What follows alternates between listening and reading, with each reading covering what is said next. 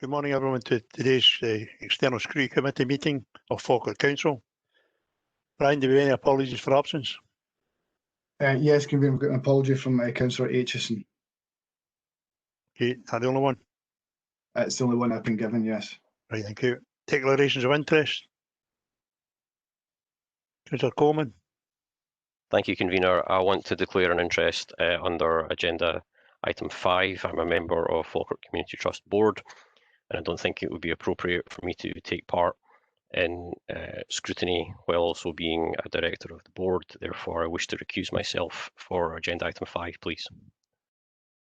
Okay, Councillor Coleman, could you maybe suggest the rest of the committee at that particular time, the end of the trust item, agenda item, we'll have a 10-minute recess so we can bring Councillor Coleman back into the meeting. Is that agreed? Agreed. Agreed. Thank you, Convener. Okay. Agenda item 3, minutes of the meeting. Sorry. Agenda item 3, minutes of the meeting held on Thursday, 26th of November. Can we agree there was a 2-minute? Agreed. Any business arising from the minute? Okay, thank you. Agenda item 4, Falkirk Health and Social Care Partnership. Patricia, I believe you're leading this one.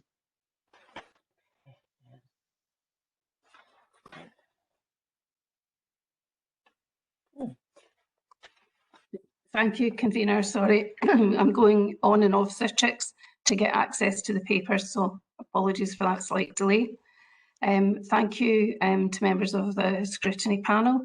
I'm presenting here the paper for your consideration on the Falkirk Health and Social Care Partnership, and to give you oversight of the various scrutiny and monitoring arrangements that are in place, some of the details of our variety of reporting documents, including our annual audit report, are attached as appendices.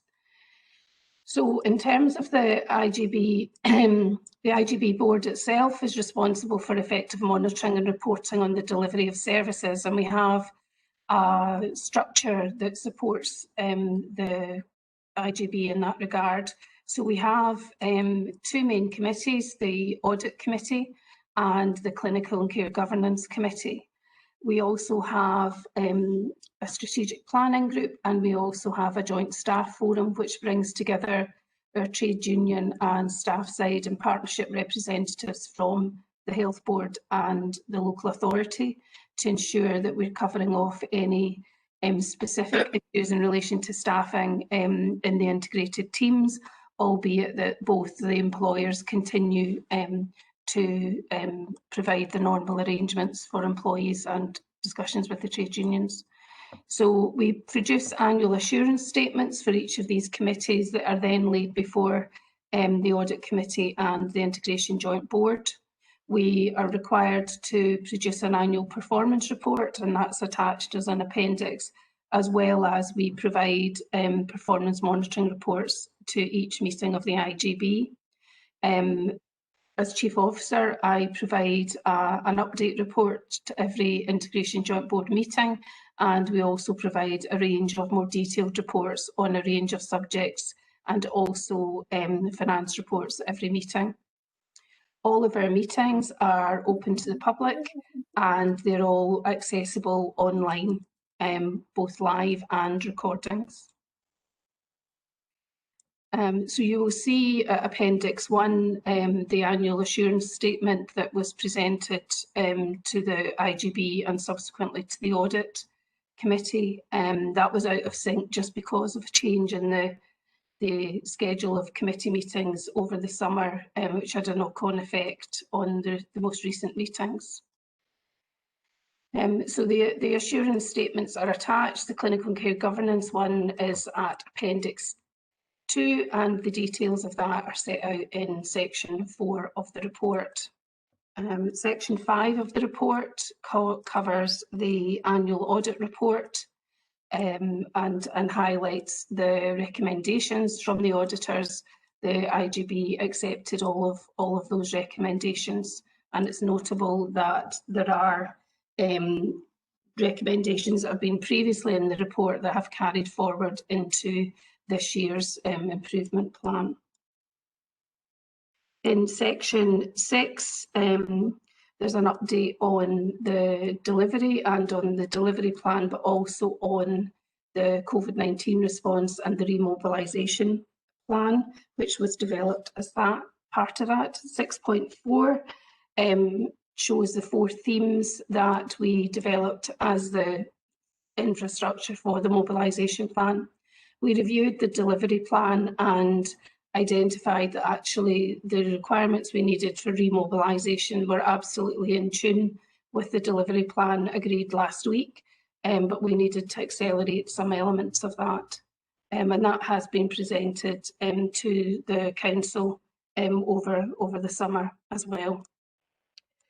In section 8, there's the summary of the Igb performance report. That's the annual report that provides an overview of a range of performance measures, but also some qualitative examples of people's experiences of care across the integration and the partnership. Section 8.4 identifies the key performance issues, and section 8.9 our status in relation to the local government benchmarking framework. I'm happy to take questions. I must apologise, Martin and I are here today to answer your questions. Ideally, we would have had the other heads of service and the Chief Finance Officer, but just due to pressures that are on our services at the moment, they're unable to be here today. Martin and I will endeavour to answer all of your questions, but we may need to come back to you if there's particular technical issues that we are not able to answer in their absence. So I'm happy to take any questions. Thank you. Thanks, Patricia. It's obviously, since March this year has been a very, very difficult time for health and not just in Falkirk, but the whole world, and indeed because of this pandemic. So I'll open it to questions.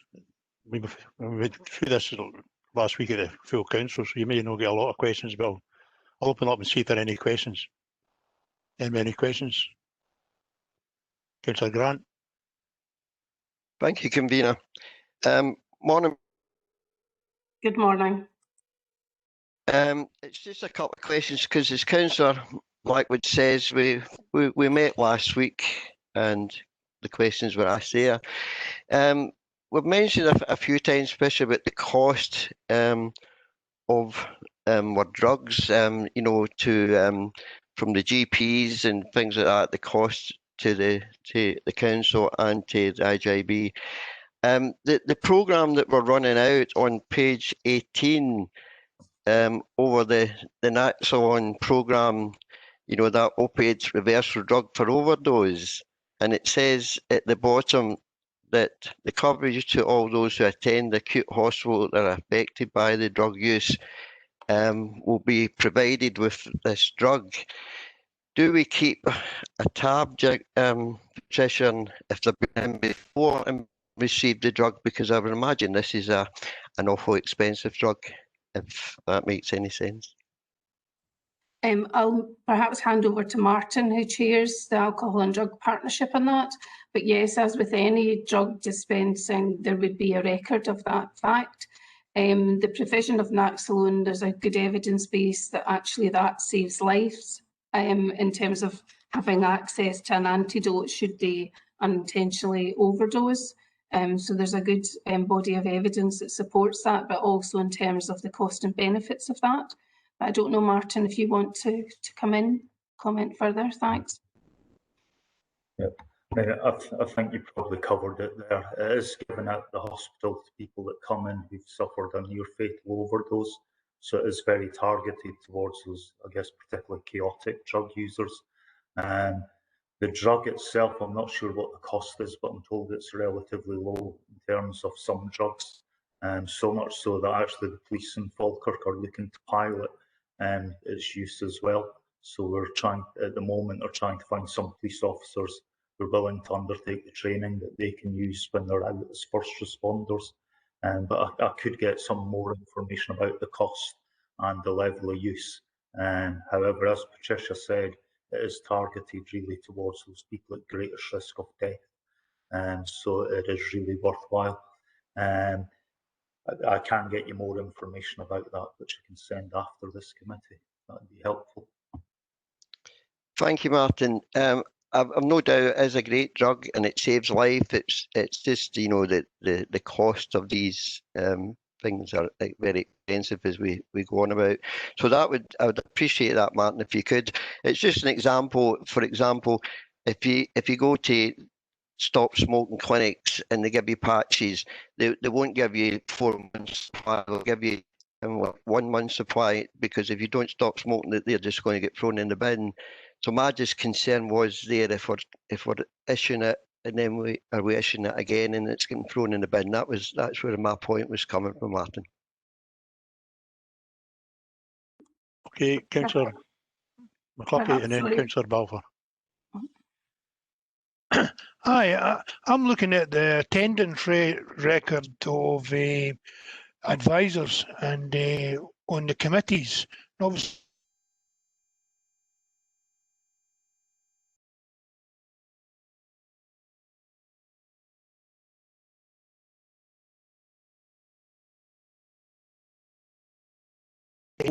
want to take it that these are online meetings and in the diaries. So how can folk get advice if they're not there? That's it just seems strange to me. It is, you know, that how can you give professional advice and guidance and ensure everything's been scrutinised and done properly and that the correct decisions are made if the advisors are not there to give it, to give the board that assistance? I just, beyond me, if a GP rep can't come in any of the 4 meetings, have we not got the wrong rep on? That's my opinion, and I'm just looking to see what officers say to it. I'm sorry, Councillor McCluskey, I didn't hear the first part of your question. Which committee are you referring to? Well, it's Appendix 1, whatever they are. We're looking at attendance of the meetings, and there's 2 different Appendix 1s come in, and in each of them it's professional officers for support, and clearly there are 4 dates a year where they're meeting, and what we've got is a series of senior officers who attend roughly once in the 4, and you know, most of them seem to be doing that. And then we've got a GP rep in one of the committees that didn't go to any of the 4 meetings. So if he's a rep, surely we can get another rep on that goes to get advice from that sector. So we benefit from 2 elements of clinical advice on the Integration Joint Board. We have the Medical Director, Andrew Murray, who's an advisor, and we also have a local GP who is the clinical lead for general practice in Falkirk. Technically, from the integration scheme, we're really required to have a GP lead, and we have additional support through the medical director. So we've always got access to some of that advice. The meetings are arranged, you know, a year in advance, and we do stick to that. Sometimes we have a special meeting that can be called at short notice for specific reasons. But given the level of demand, that is a local GP, and we try to arrange the meetings that fit with the time, the sessions that he has allocated for doing this work. But sometimes that is not possible, or there's additional demand in the practice.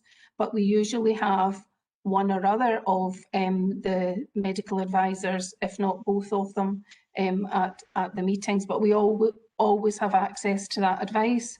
One of the benefits of my role is that I sit on both the corporate management team and the council, but I'm also a director of the health service and sit on the systems leadership team there. So I have constant access to the support and advice from the medical director and the public health director and others as senior colleagues in the health service.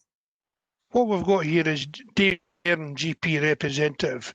None of the 4 meetings attend it.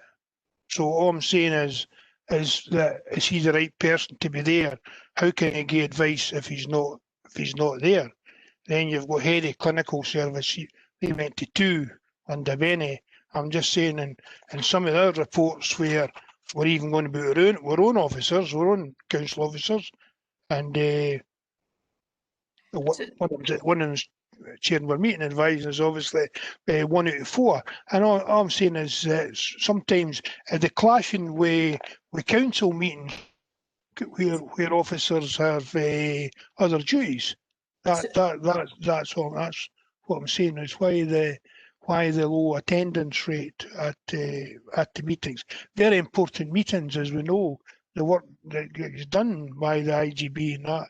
And I just want to ensure that everybody support during these times, the most critical times in work care has been with COVID and lately, and I'm just trying to ensure that the proper support mechanism is there so that the board can make the right decisions.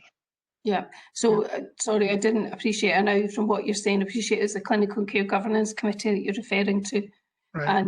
And yeah, we can pick that up and we can reflect that back to colleagues. Okay, thank you. Thank you. Councillor Balfour. Thanks, convener. Yeah, just following on a wee bit from Councillor Grant's questions on 6.26 on page 18. I was actually going to mention the police because we had an email some time back saying that they were going to be starting to carry this drug. What kind of additional costs is there going to be when the police are starting to carry that? And also, what's the shelf life of the drug? Does it last for a while, or has it got a short shelf life that means a lot would be wasted possibly? Unfortunately, I don't have an answer to that. I can get one and send you the information. I believe the police think there will be quite low use of the drug, but I'll find out the cost and I'll find out shelf life for you. And I can report that back to committee members. Okay, thank you. Anybody else for a question? David? Councillor Grant. Thank you, convener. Just another quick question, please. On page 165, the quality ratings of care services. At the bottom, how does Falkirk compare?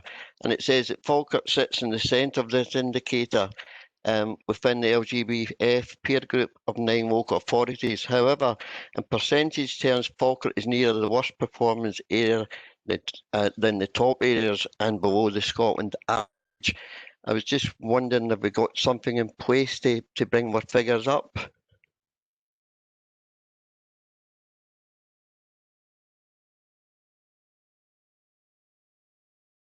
Perhaps I can answer that and Martin can come in if I've missed anything off. Yes, and particularly in the last 9 months, we've been very intensively working with our care services in relation to care assurance and have developed new and enhanced care assurance measures in relation to COVID. So we're now in daily contact with our care homes and are in and around the care homes doing care assurance visits ourselves with senior nursing colleagues.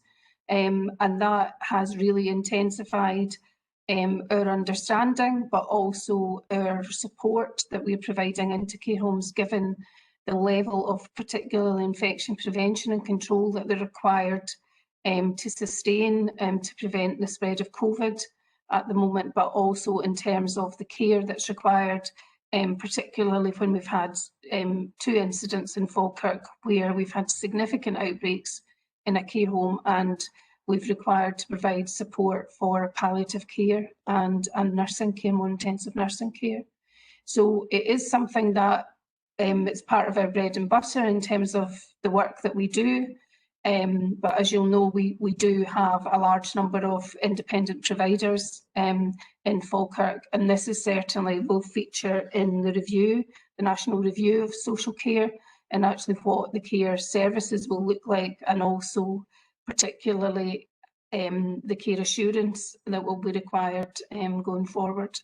So it is an area of constant activity, but there has been particular and substantial increase in activity with our care home providers in the last 9 months, and we've worked really closely with them in partnership and get very positive feedback from the providers about the level of support that they're receiving.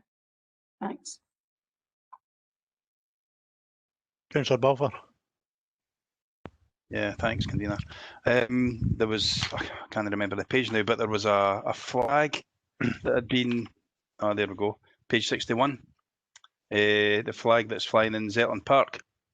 I just wanted to mention that just because it's in Grangemouth. It's a very effective flag. I'm quite impressed with that. But on to the question now. Page 69, the Joint Loan Equipment Service. It says here there was 514 beds were delivered and 312 collected. Is that because the beds are still in use, or is it because they get destroyed or lost or whatever? But and is there a way of getting more back to reuse? I wonder if Martin could answer that. Martin? Beds are collected when they stop needing to be used, so those beds are still in use. We try to collect beds as quickly as possible. They're then serviced, cleaned, and they're reissued. But there is a really high demand for hospital beds just now, and that we've actually seen that demand grow throughout COVID. And I guess that's just reflective of, I guess, the real need for care and support at home. But yes, we recycle as much equipment as we can as quickly as possible, but it is a challenge given the current environment. Okay, is there quite a good recovery rate of the beds? Did you collect them all once they've stopped being in use, or is there some that can't be reused, or they get lost or binned or whatever? Tends not to happen with beds. That does happen with some other equipment. I could get you some figures around how many beds are actually recycled. There will be some that are damaged and probably beyond repair, but the vast majority of them are reused and they're cleaned and they're recycled. And other equipment, I think like Zimmer frames and things, we can't reuse because of particular issues around stress off the metal and things. So those tend to be recycled. But beds, particularly those, are put back into circulation. Okay, that's great. Thanks for that. Okay, President, I've got a couple of questions here. One in 6.14, secure exit from the acute pandemic phase through an effective vaccination programme. There's now one in progress, vaccination programme. It's going to be a huge programme, obviously, and going to take a lot of work. Will this affect any of our core services? We are supporting the vaccination programme. It's an extension of quite a lot of work that we're doing with the care homes, particularly to support initially the vaccination of care home staff, and then the rollout of vaccinations to care home residents, which we expect to happen within the next week to 10 days to start. So there's a lot of support that's needed to provide training and guidance for the care homes in relation to residents vaccination, but also in terms of the training around the testing for visitors to care homes. So we've put quite a lot of demands on our care home staff over the last 9 months.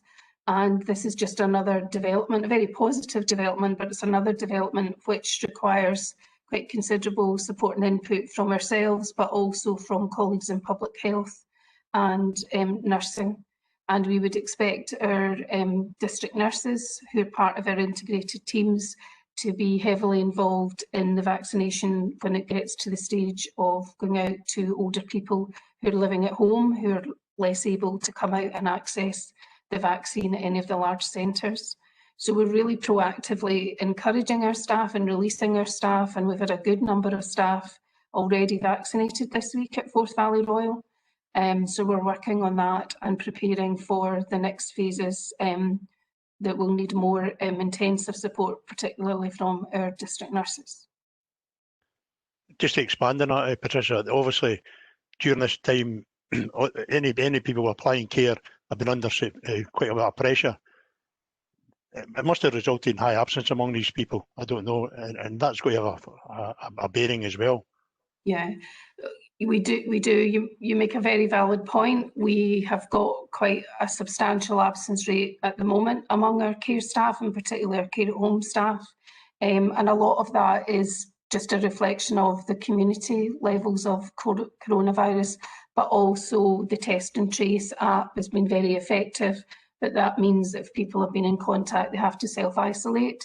So that is draining our staff resource, as it is with our providers as well. So we have a daily safety huddle where Martin and Lorraine, our other head of integration, will virtually meet with the team leaders and the staff, the managers, and we've developed a tool based on our business continuity plans that looking at what our staffing levels across the system. So the information is fed in and we get a scorecard every day that shows any red areas and we're able to rebalance staffing. We've had to, part of the additionality that we've had has been as a result of day services that we provide. Our building-based services are still not opened because of where we've been in terms of the level of COVID assessment, but we've been deploying those staff across our services and are doing that on a daily basis to make sure that our services are safe and that they continue to be provided. It is a constant challenge, and I'm really happy to say that as a corporate management team in the council and with Falkirk College, we've been doing some work over the last few weeks to look at how we can augment our staff. We're out on a rolling recruitment programme. We've made contact with the college and are hoping to employ a number of their students in care roles, but also across the council looking at where other staff who volunteer perhaps can come in and help our service, not doing personal care delivery, but freeing up other staff who can then be released to deliver personal care. So we're exploring a number of avenues to really boost our workforce at the moment. And you've maybe seen in social media and other platforms that we're out recruiting very actively at the moment to try and augment our staff. So it's something that is a constant and ongoing challenge, but we are managing it with potential further demand in sight. Certainly encouraging, Patricia. My last question is on page, 8.4, complaints, Falkirk's Council Social Care, Social Work and Adult Services. Finished by saying there were over a half fewer complaints than as usual in a half year, which I just wondered if you maybe expand on that, and why we've got fewer complaints. I would have thought under the current situation there'd be more complaints. I suppose I'm speculating. I think we don't know what we don't know. We certainly have not been, the only services that have not been running have been building-based day services.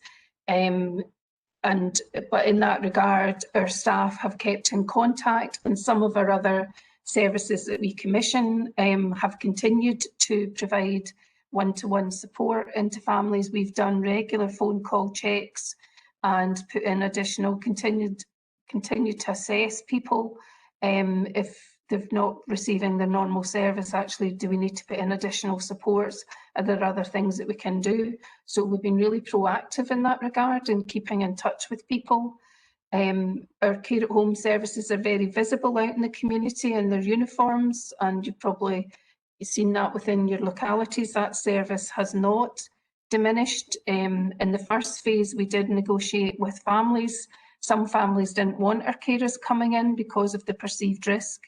And while they were in lockdown, they were quite happy to help with the packages of care. Some of that has continued, but not very much. Other areas have had to scale back packages in a way that we haven't been required to do. But that is something that we keep a weather eye on in terms of targeting our resource. If it does come to the point where our absence rate means we're struggling to provide full services, then we would do that on a priority and a needs basis and based on risk assessments. So it is a juggling act. But you know, our staff and the staff employed by our providers have done a tremendous job in keeping the services going under very difficult circumstances. The staff in our own care homes and in the providers' care homes have really had to constantly respond to new challenges, which at times feel like they're coming every week in terms of the additional things that we need to do. And I think there's been a bit of that spirit of people just working shoulder to shoulder and working very closely with families to try and ensure that we're supporting carers. And our third sector colleagues in our carers centre have been tremendous in doing a whole range of things to support carers and to really try and prevent some of the stress and pressure that this lockdown is causing. So I don't know if it's just, it certainly is not, to my mind, about us providing less service. It's maybe just perhaps the way we're delivering the service that has generated fewer complaints. I suppose that remains to be seen. Thanks. Thanks, Patricia. I think maybe on behalf of the committee, could you take back our thanks to your staff for the tremendous work they've done over this pandemic period? I think it's really appreciated by everyone. Thank you. I know that they will appreciate that. Thanks. Okay. Any other questions to Patricia or Martin? Okay, can I take you to page 10, section 2, recommendations, 2.1, 1 and 2. We give you recommendations. Agreed. Agreed. Okay. Agreed. Thank you, Patricia and Martin. Thank you very much. Thank you. Thank you. That takes us to agenda item 5, following the public pound, the Falkirk Community Trust. Neil, I believe you're leading this one. Yes, good morning, Chair. Good morning, Committee. Thank you. Can I, first of all, introduce Leslie O'Hare, who's accompanying me today in her capacity as the Trust Cultural and Libraries Manager. I usually have a bit of a preamble, Chair, at the previous scrutiny committees. I've been asked to shorten it. Today, I realise that you have a full agenda of other speakers and presenters later on, so I will be brief. The appendices to the Council's covering report goes into great detail about site and services performances in terms of bar charts and graphs. However, hopefully everyone will have an opportunity to read our annual report for 2019-2020. That annual report has been circulated previously to elected members, so hopefully the opportunity has been there. We believe that the annual report provides a relatively brief snapshot of our performance in the last financial year. It focuses on 3 key areas: inclusion, development and partnership working, and it makes specific reference to many examples of the positive impact we make to people's lives throughout the wider community that we are very proud of. I suppose in summary, Chair, I would suggest that we believe that we manage our budgets prudently and that we have demonstrated that we have the ability to not only attract and grow the number of customers using our services, but the income to the organisation, which ultimately impacts on the less reliance on the funds provided by the Council. So if you don't mind, Chair, I'm just going to stop there and just open it up to any questions that may be forthcoming. Thanks, Neil. Any questions to Neil?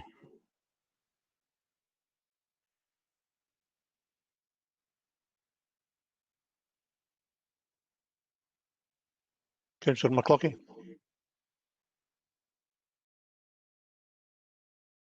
Yes, Neil. Obviously, what we're saying is you're in your report here is that some of the places that we're not getting the performance, it just seems to be looking at it as pick and bonus thing here. Kinneil Museum 55% of target, Recreation Centre 77%, Hippodrome 79%. It says they're obviously no achieving the target, but we didn't get comparison saying what is calendar how, which is another type. What is that? And that is meeting its target and comparing kind of like for like in the report. It just makes it look bad for the premises. And the other question is, what are we doing to when we've not received the targets? why have we no reached the targets that we were setting for the places? Because, like the Kinneil Museum was, always down, and we were supposed to be trying to get that up, and we've not managed to achieve it. So why is the first question. Thanks, Councillor Clucky. There are a number of answers to these issues. We're quite open and transparent by sharing the facts and figures in the bar charts that you see. Those are the information that we submit to our board and our audit and performance in particular. And sometimes the details that sit behind the bar charts are not necessarily that obvious. So, for example, if I can pick on the Marner bar chart, you will see that there is a reduction in usage, but behind that sits the fact that there was a £1.2 million investment, and the upper level was closed for 4 months. So there are some examples where closures, breakdowns, impact on that are not obvious from the bar chart. A good example of that was one that you mentioned, Councillor Clucky, where Kinneil Museum. We are very much supported by the Friends of Kinneil and the Historic Environment Scotland with those visits. And what transpired was that the visits, when they used to start at the museum, which we then included the figures, now start at the house and then finish at the museum. So after the tour of the house, we found that people were leaving without visiting the museum and were not counted as visitors. We have raised that with the Historic Environment Scotland, and that has been remedied. So although the bar chart does indeed show that we've only achieved half of the target, in reality believe that that's not the case and that we did achieve target, but we have been upfront in showing the targets as they are. The Boris Recreation Centre did incur a couple of problems this year, or 2019-2020, where it did replace pumps, sauna steam cabin was installed, etc. So there was a few technical issues with that site that didn't meet its target. We're also very wary of almost every time Bowness Recreation Centre is mentioned as a potential target for closure, and some in the community believe that to be the case. That does impact on the customer base and does put off a number of people in the area who actually believe we are closed, and we're constantly having to motivate the customers and communicate with the customers to make sure that not only are we fully open, that we can continue to repair items and build on the experience that the customers have. And there's a trail of expenditure on Bowness Recreation Centre over the past 9 years that has demonstrated the improvements in that centre. So there are some specific examples, Councillor Clucky, of breakdowns, closures for investment that may look as if we're not hitting targets. We're not hiding behind the figures. The covering report from the council clearly highlights the highlights and the lowlights, if you like. We have missed some targets. There are reasons for that, and in that report in the appendix, you'll see that some of the actions that we have outlined are declared in that report. So hopefully there's a full picture for every site and service reason and an outcome, an action plan for remedying where we have actually not hit the targets. I think it would have been forward pages report, and then there's all that bar charts after it. And if there had been a wee bit at the back of it saying, because these are the bits you notice the front of the report saying, Kinneil down, however there's reasons, and it's in a wee bracket, that would have wouldn't have took the thing out it, because you've described the reasons. If I hadn't asked, I wouldn't have known there was reasons. It just looks bad, and I feel it could have been done a wee bit better on that. Where I'd like to thank the trust is where your performance was on closing and opening with the Scottish Government guidelines on facilities. I was amazed and impressed in all the facilities, how quick you could do risk assessments, cleaning, and get them up and running, and his staff trained and supporting staff and that.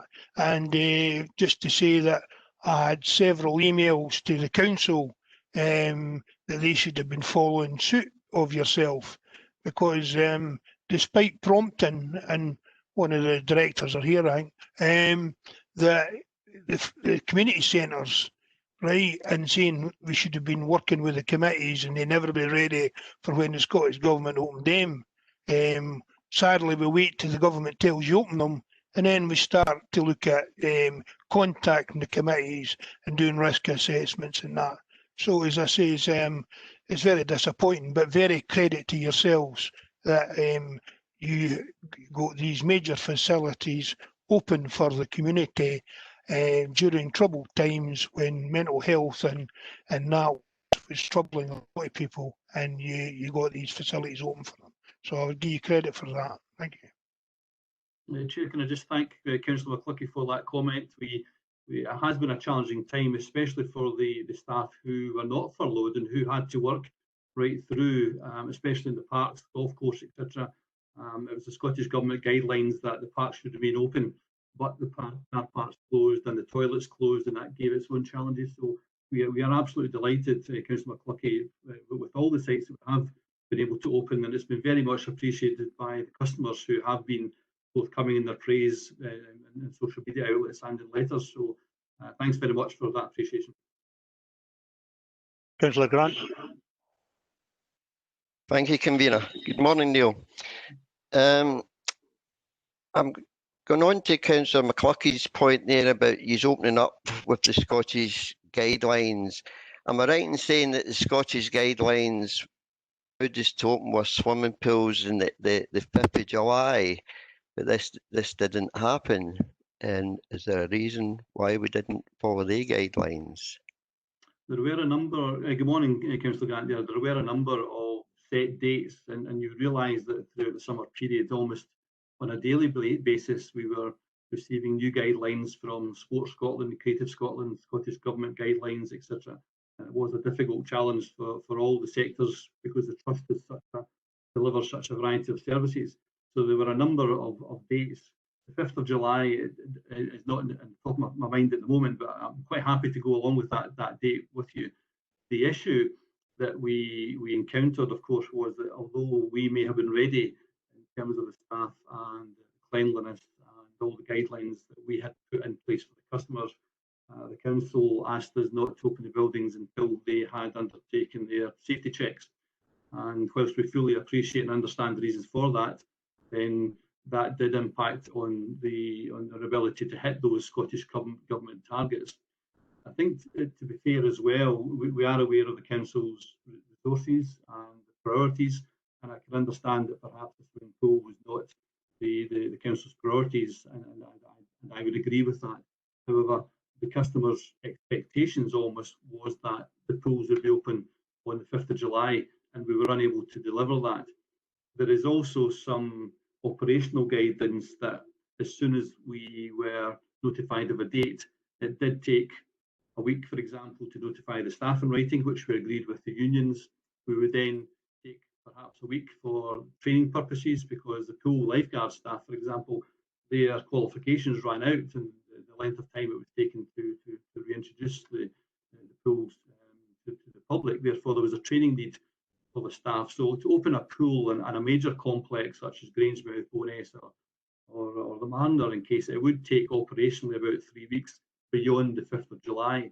So there was a combination of the work that had still to be delivered between the government guideline date and our ability to open, and the combination of the council's development services colleagues making sure that the buildings were indeed safe to use.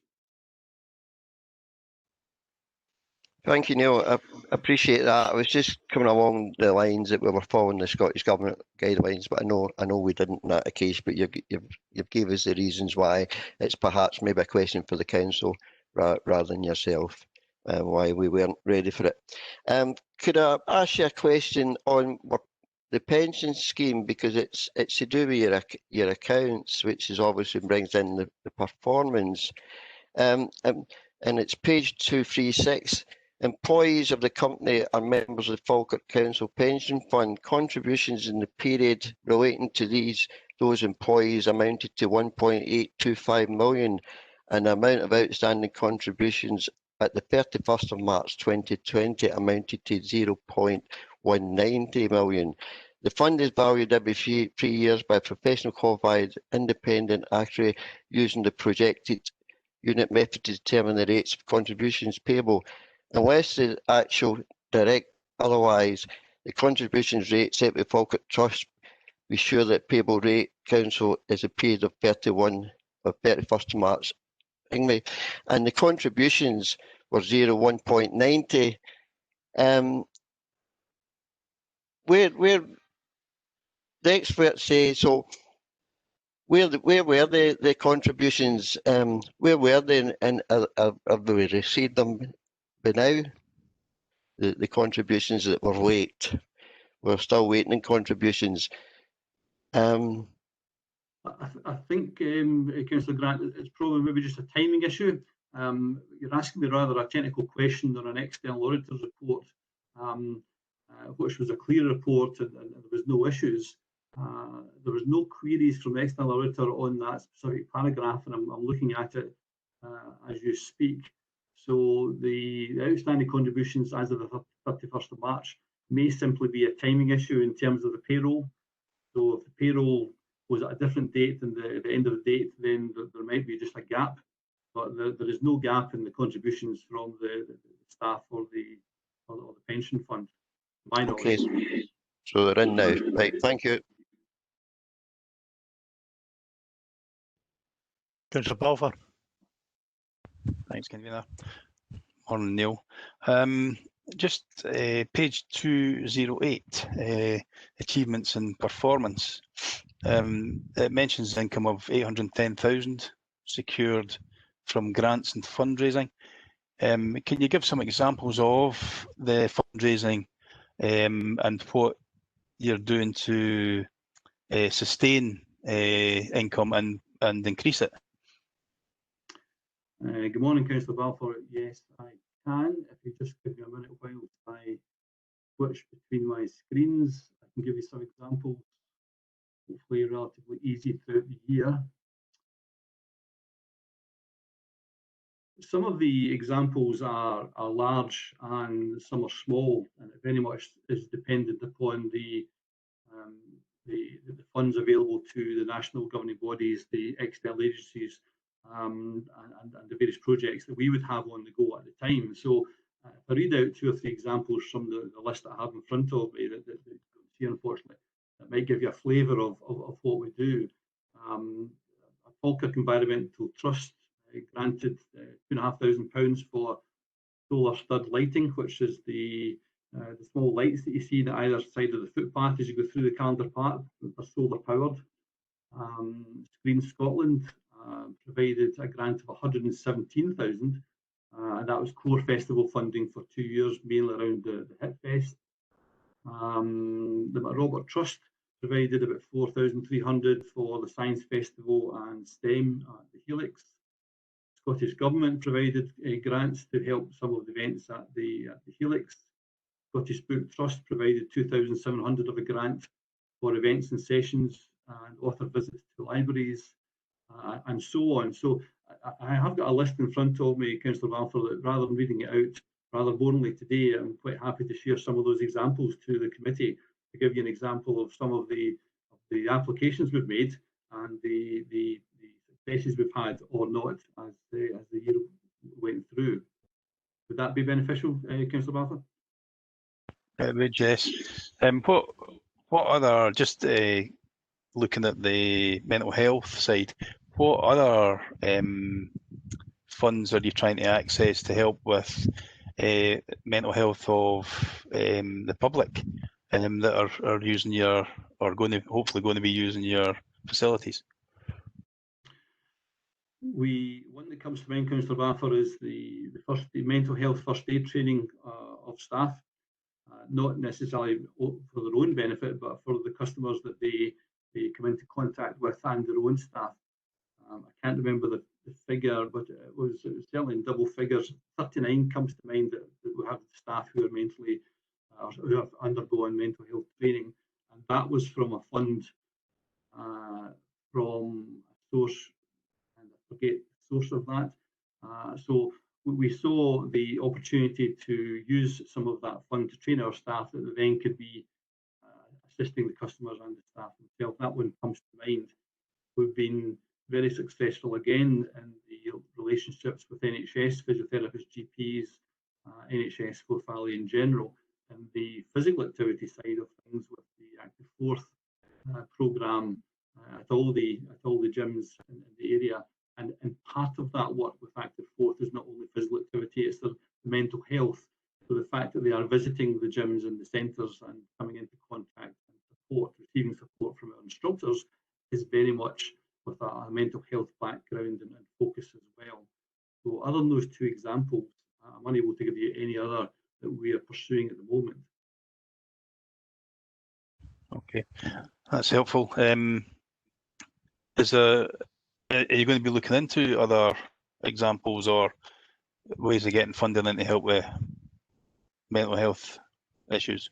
Yeah, certainly, Councillor Balfour. If there's an opportunity or a fund available, we have good connections with all the respective sources, and if something's available, then we 9 times out of 10 make a bid for it. Yes. Okay. All right. Thanks very much for that.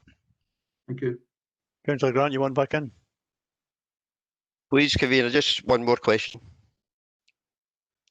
Neil, page 253, the Grangemouth Golf Course, it says there was a drop in attendance and people dropped off due to reduced maintenance of the course, and they didn't renew their season tickets. Once again, is that the council? Is that your department? Are we addressing that? Because obviously they're not going to go and play golf if the greens aren't up to standard.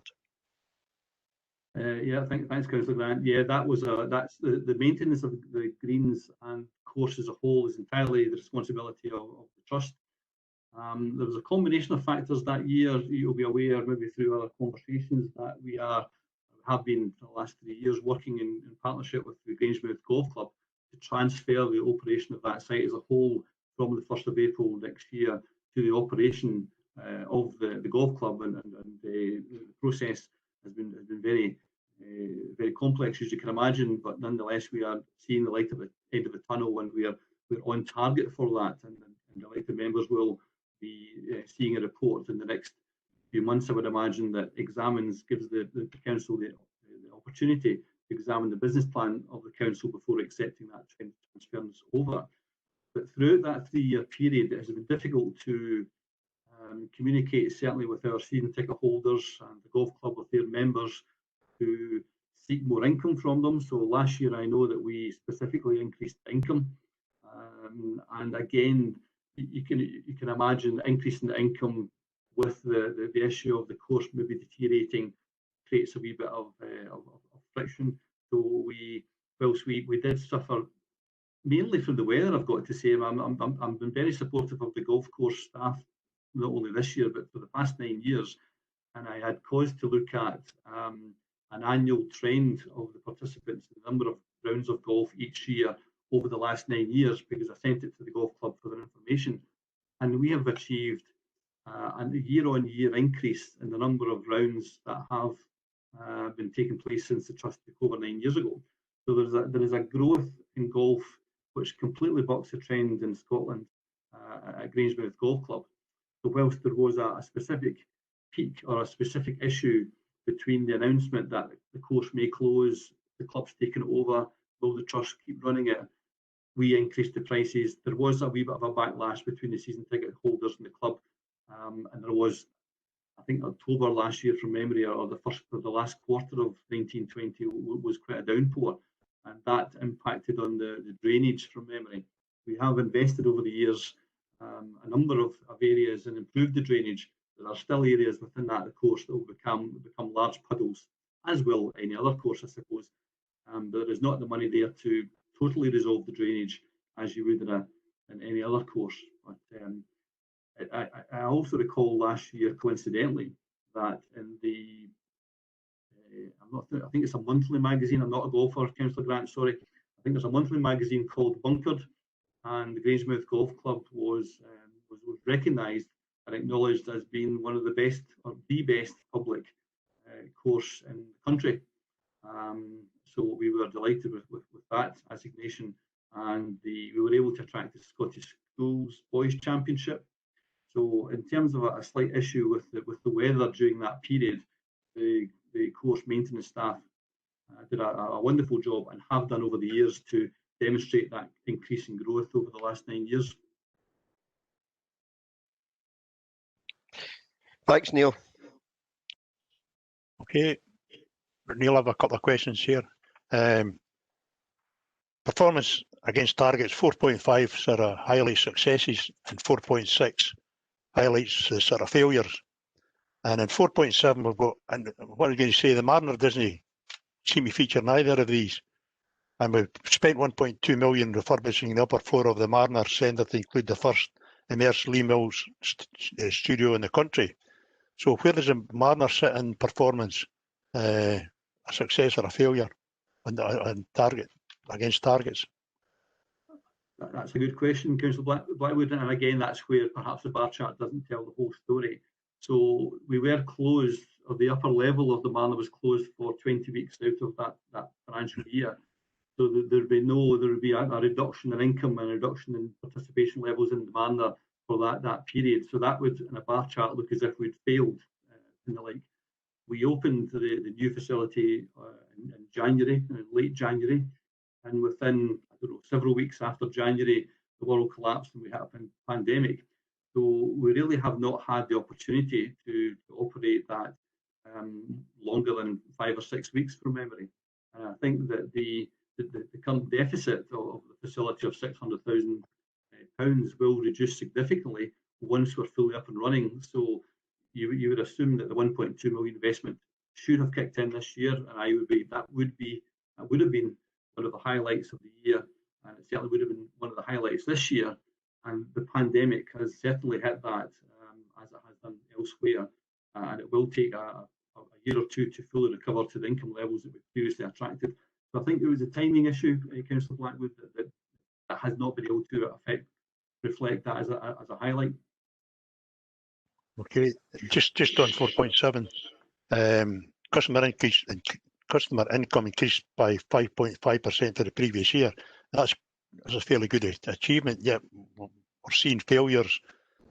So where was the income, the extra income generated? There has been a 14% growth in health and fitness income, particularly the success of the Stennismuir Gym and the refurbishment of Lowness and the Mariner, etc., all contribute to that, Councillor Blackwood. That 14% increase year on year, or from the previous year to this year, has resulted in an income of health and fitness services alone of just under £2 million. We've been able to do that through increasing the capacity levels at the gyms, the new equipment, the new instructors, the online fitness classes, and everything that surrounds health and fitness.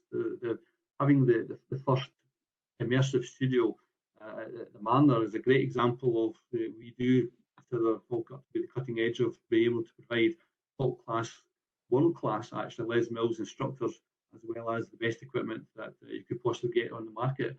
So that results in something like a 14% increase in income. So I would focus probably on that as the biggest result. Okay, and my last question is, we introduced online ticketing system for the Falkirk Town Hall and Hippodrome and major external events. How successful was that? Because I take it that was up and running prior to the pandemic. Yes, it was recognised that previously, and you recall the bookings office in the steeple in the High Street, and we withdrew from that. We knew that the way forward was online payments, was online booking. We needed a method to book a show, book the Hippodrome, book a Friday light ticket, not only by phone, but to do it at 8 o'clock at night in the comfort of your home, because that's the way the world has moved. That online investment has resulted in being able to do that. That's a huge improvement. I would add that the digitalisation over the years and investment that the trust have put into the new web, the new website, the new online app for fitness classes, for example, was launched last week. Social media platforms has really been a godsend and has stood us well in this pandemic, even though we didn't know the pandemic was coming. An example of that I just heard of again this week, where you might be aware, or your grandchildren will be aware, that we've managed to attract Santa Claus and his wife Mrs. Claus to the Calder House kitchen where we had Santa reading stories to young children, and we promoted that on Facebook. That attracted 3 million points of interest. 3 million people in the world opened that. So in terms of international recognition from Falkirk, then we were very pleased, and we understand how attractive Santa Claus can be. Nonetheless, it's been able to recognise the reach that we can make throughout the organisation from a tourism, a business, and we're dealing with international tourism, especially at Helix and Calder House, and that Facebook page just gives you an idea of the scale and the benefits of going online with most of our services. Oh, even there's bleak time. There's some encouraging news there, Neil. Obviously, we're scrutinising a period where you were in full flight. You're challenging times ahead, and this time next year, I just wonder what kind of report we'll be getting. Any other questions? Okay, can I take you to the recommendations 2.1, 2.11? We haven't actually requested further information on specific aspects, I don't think, and request a follow-up report. Can we agree that? Convener, there was some additional information I was going to be getting, or the members were going to be getting. Apologies. Yeah. Apologies, right. Agree with 3 recommendations, 1, 2 and 3. Agreed. Agreed. Okay, agreed. Neil, thank you very much for your attendance, and I think you're a colleague with you, but I don't see your name there. Leslie. Leslie. Thanks, Leslie. Thank you very much, Chair. Thank you. Thank you, Okay, committee. right. Okay, we're going to take a 10-minute recess to get Councillor Coleman back. Could we say 15:15, convener, just to be Quarter past yeah. fine. Yeah, everybody. If you just stop your video and put yourself in mute, come back at 11:15. Thank you. Thank you.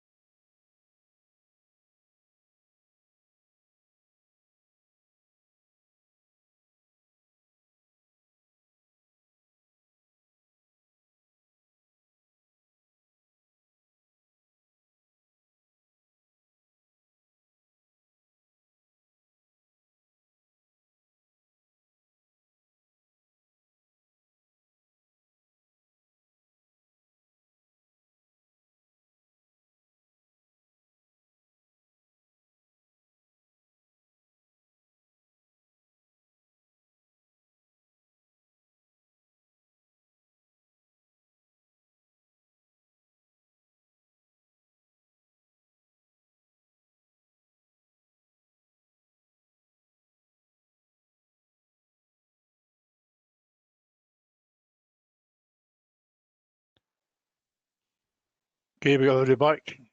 Ready to go? Okay, thank you. Agenda item 6, following the public bound services to children and young people 2019-20 annual reporting statements. Robert Naylor taking us through it. Robert, can you just give us an overview and then I'll go through each individual one and see if there are any questions in it. Thanks, Chair. Okay.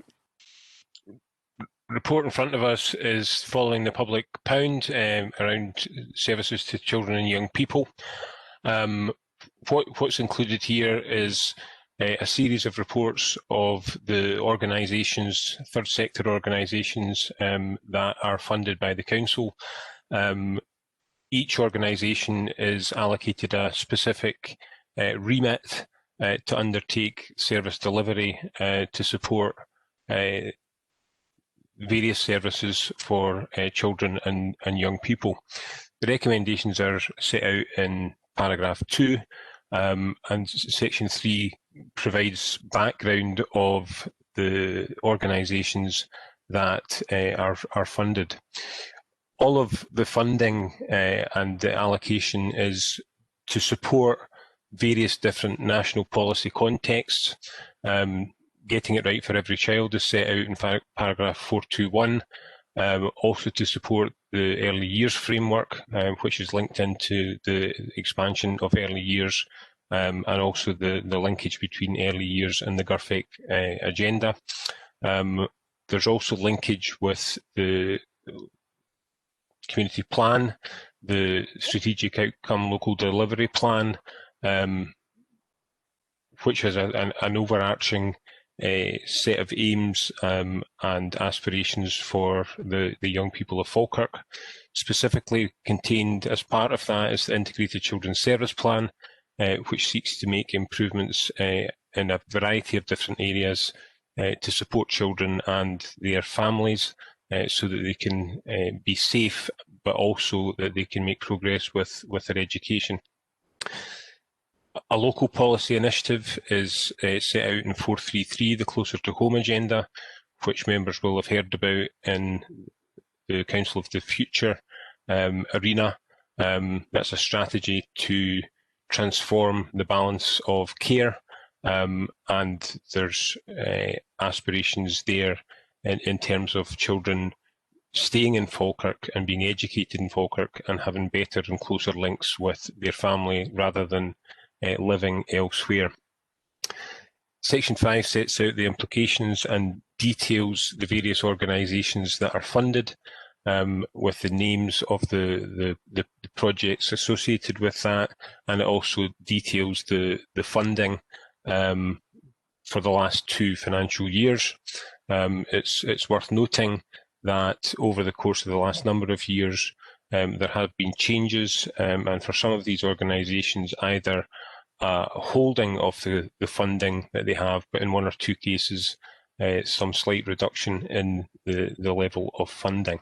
But as far as the last 2 years are concerned, that has remained relatively static. But prior to that, there were some reductions in the level of funding that the Council was able to manage. Chair, I'll stop there. I have a number of officers with me who have been involved in completing the monitoring reports, and they're happy to answer questions on the various different services that have been delivered on behalf of the Council. Thank you. Thanks, Robert. I'll just go through each appendix one by one.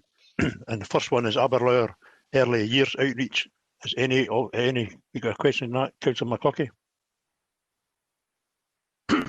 Yes, obviously Robert Naylor there spoke on getting it right for every child. However, Aberlor here only deals with part of Falkirk. It doesn't deal with the Braes and the Lower Braes. So as I say, it's there's a difference there. Also, we fully fund this, and it is a charity, and it's highly unusual that a charity that's registered WASCA doesn't get any outside funding streams. Clearly, we usually ask for charities and we assist charities to fundraise, and I'm only wondering why there didn't seem to be any funding coming in for this charity. The fact that the council deals with the rest of the ward, which is the Braes, and we've got children in the Braes.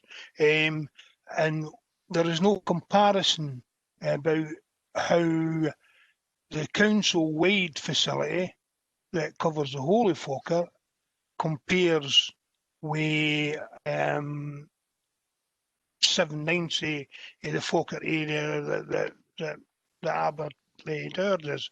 So I'm looking for comparisons, and if it's fully funded by the council and it does such a good job, why is it not representing, why we not get them to do the full ward and save the council doing another similar fair service?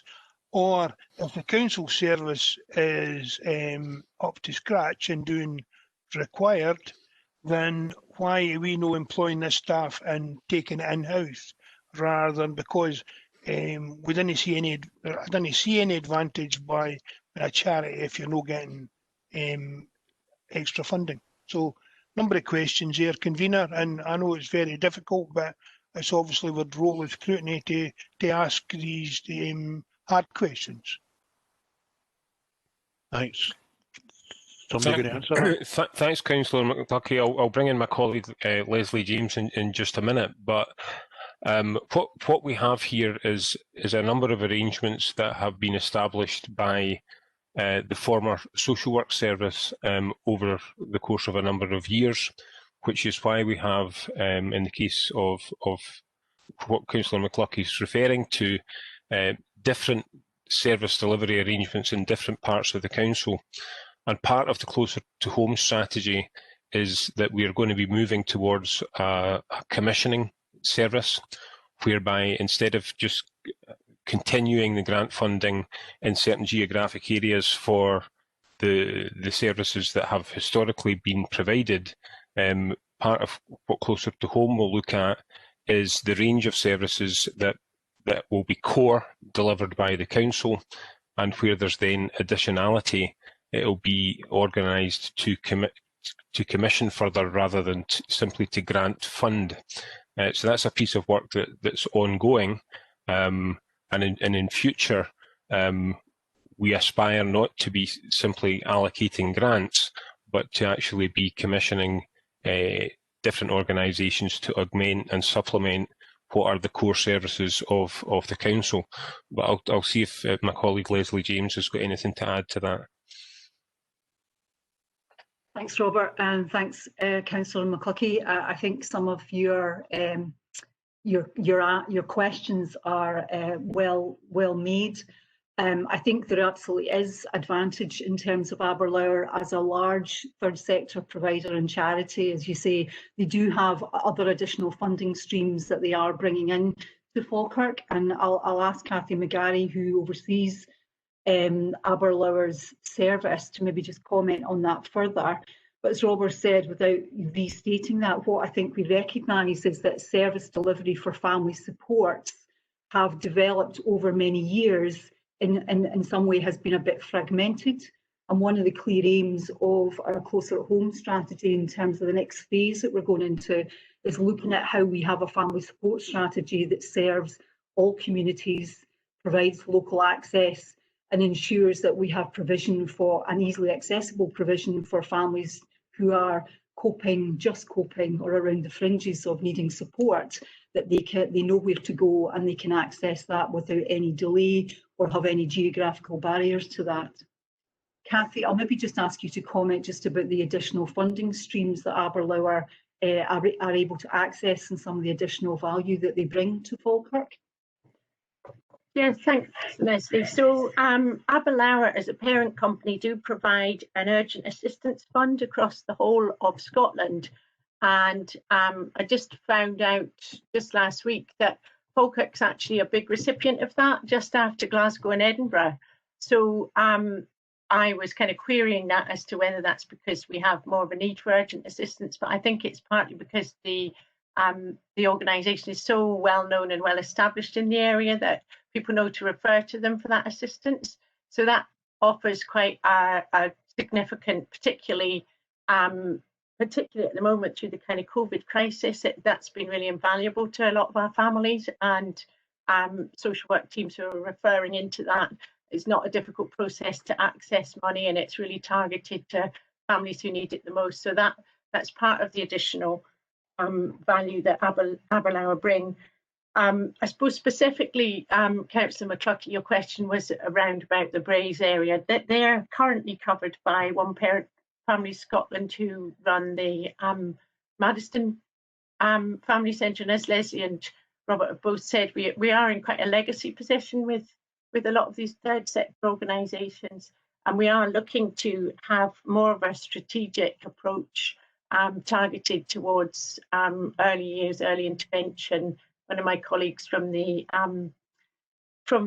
education side of children's services will be leading on that side of things. So we do have an opportunity to have more of a strategic and joined up approach to family support across Falkirk.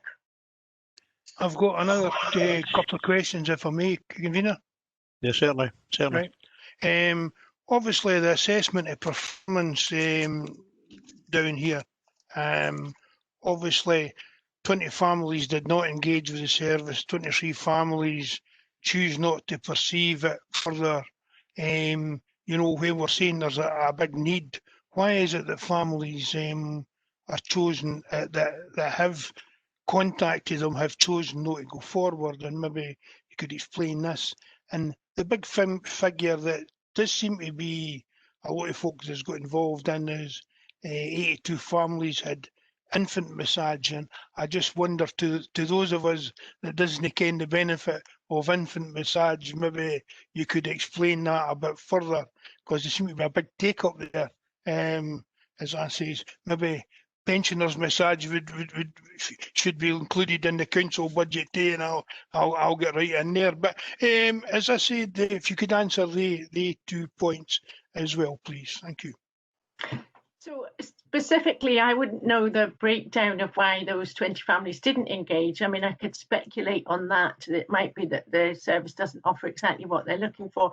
In terms of the infant massage, I think that's been a bit of a contentious one, and certainly the managers at Aberlor tell me that that's a really good gateway to attracting families in who maybe have needs, who feel quite stigmatised by approaching services for assistance in other ways. So they come along to that, and then they can be offered more wraparound support and assistance. But obviously we are constantly looking at what the service delivers, and we are trying to streamline services, and it may be that in the future that that is something that isn't continued, but certainly at the moment it does have that value of bringing in families who might not approach the service otherwise.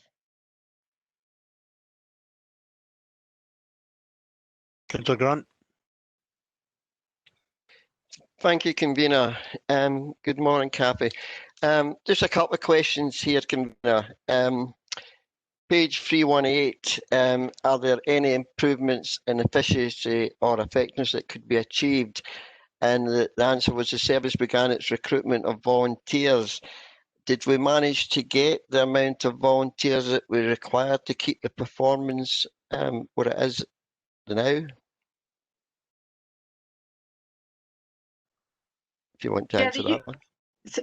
The use of, again, I don't know the absolute specifics of how many volunteers they currently support, but it is a kind of key part of their strategy to recruit volunteers locally.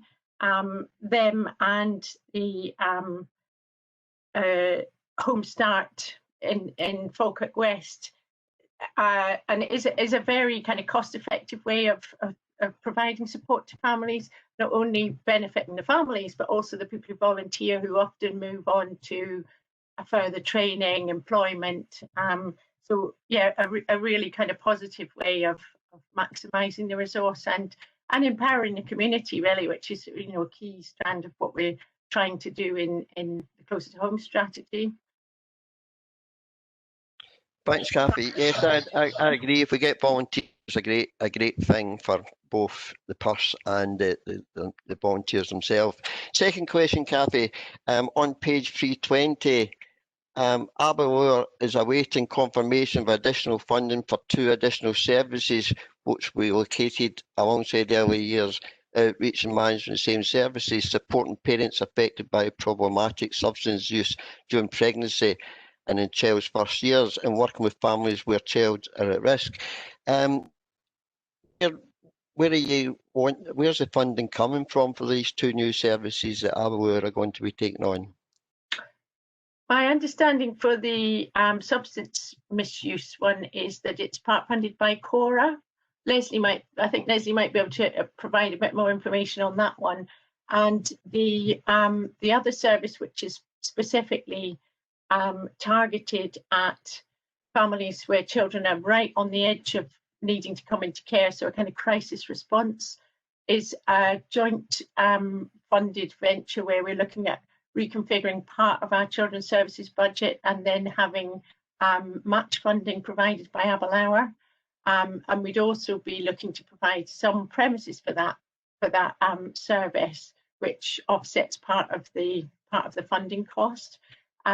So we felt that that was quite a cost-effective way of providing a service that we absolutely need and could have a massive impact. We anticipate that it will have a significant impact on families, and it's been tried and tested elsewhere, most recently in the Borders and Perth and Kinross, where a similar setup project has reduced the numbers of children having to come into local authority care by really quite significant numbers. So that's a reconfiguration of our own budget plus match funding from Aberlor. And again, I think that's partly an advantage of having had such a kind of long-standing relationship with the organisation. I know there's advantages and disadvantages to having that kind of legacy position, but I think in this circumstance, it's been probably to our advantage. Councillor Grant, if I can just maybe comment just on the support and services to mums and unborn babies around substance misuse. This was a bid that was submitted by Aberlor to Cora, and they were awarded funding for the service over 3 years. It was a bid that was supported and encouraged by ADP colleagues and myself in relation to some match funding that we are also adding to that. And we, again, looking at the family support piece across the board, identified that we have some gaps around very vulnerable unborn babies and parents around intensive supports to ensure that the best opportunities and support can go in to families at earliest stages where we think there's significant risks. So I'm delighted to say that Cora received the application really positively and awarded the funding, and that was just in the last few weeks.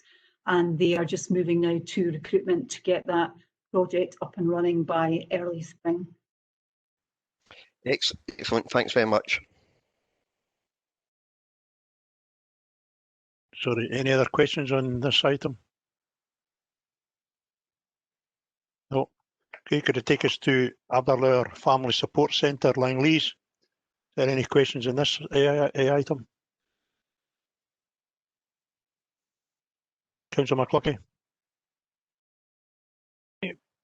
This is obviously similar questions to the first Aberlor, because this one's even a smaller area, only deals with Bainsford and Langley's.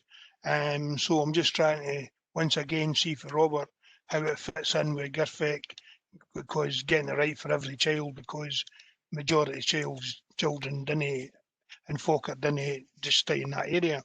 We also see here that there've been a waiting list. There's no many families, but there's still been unable to help them all.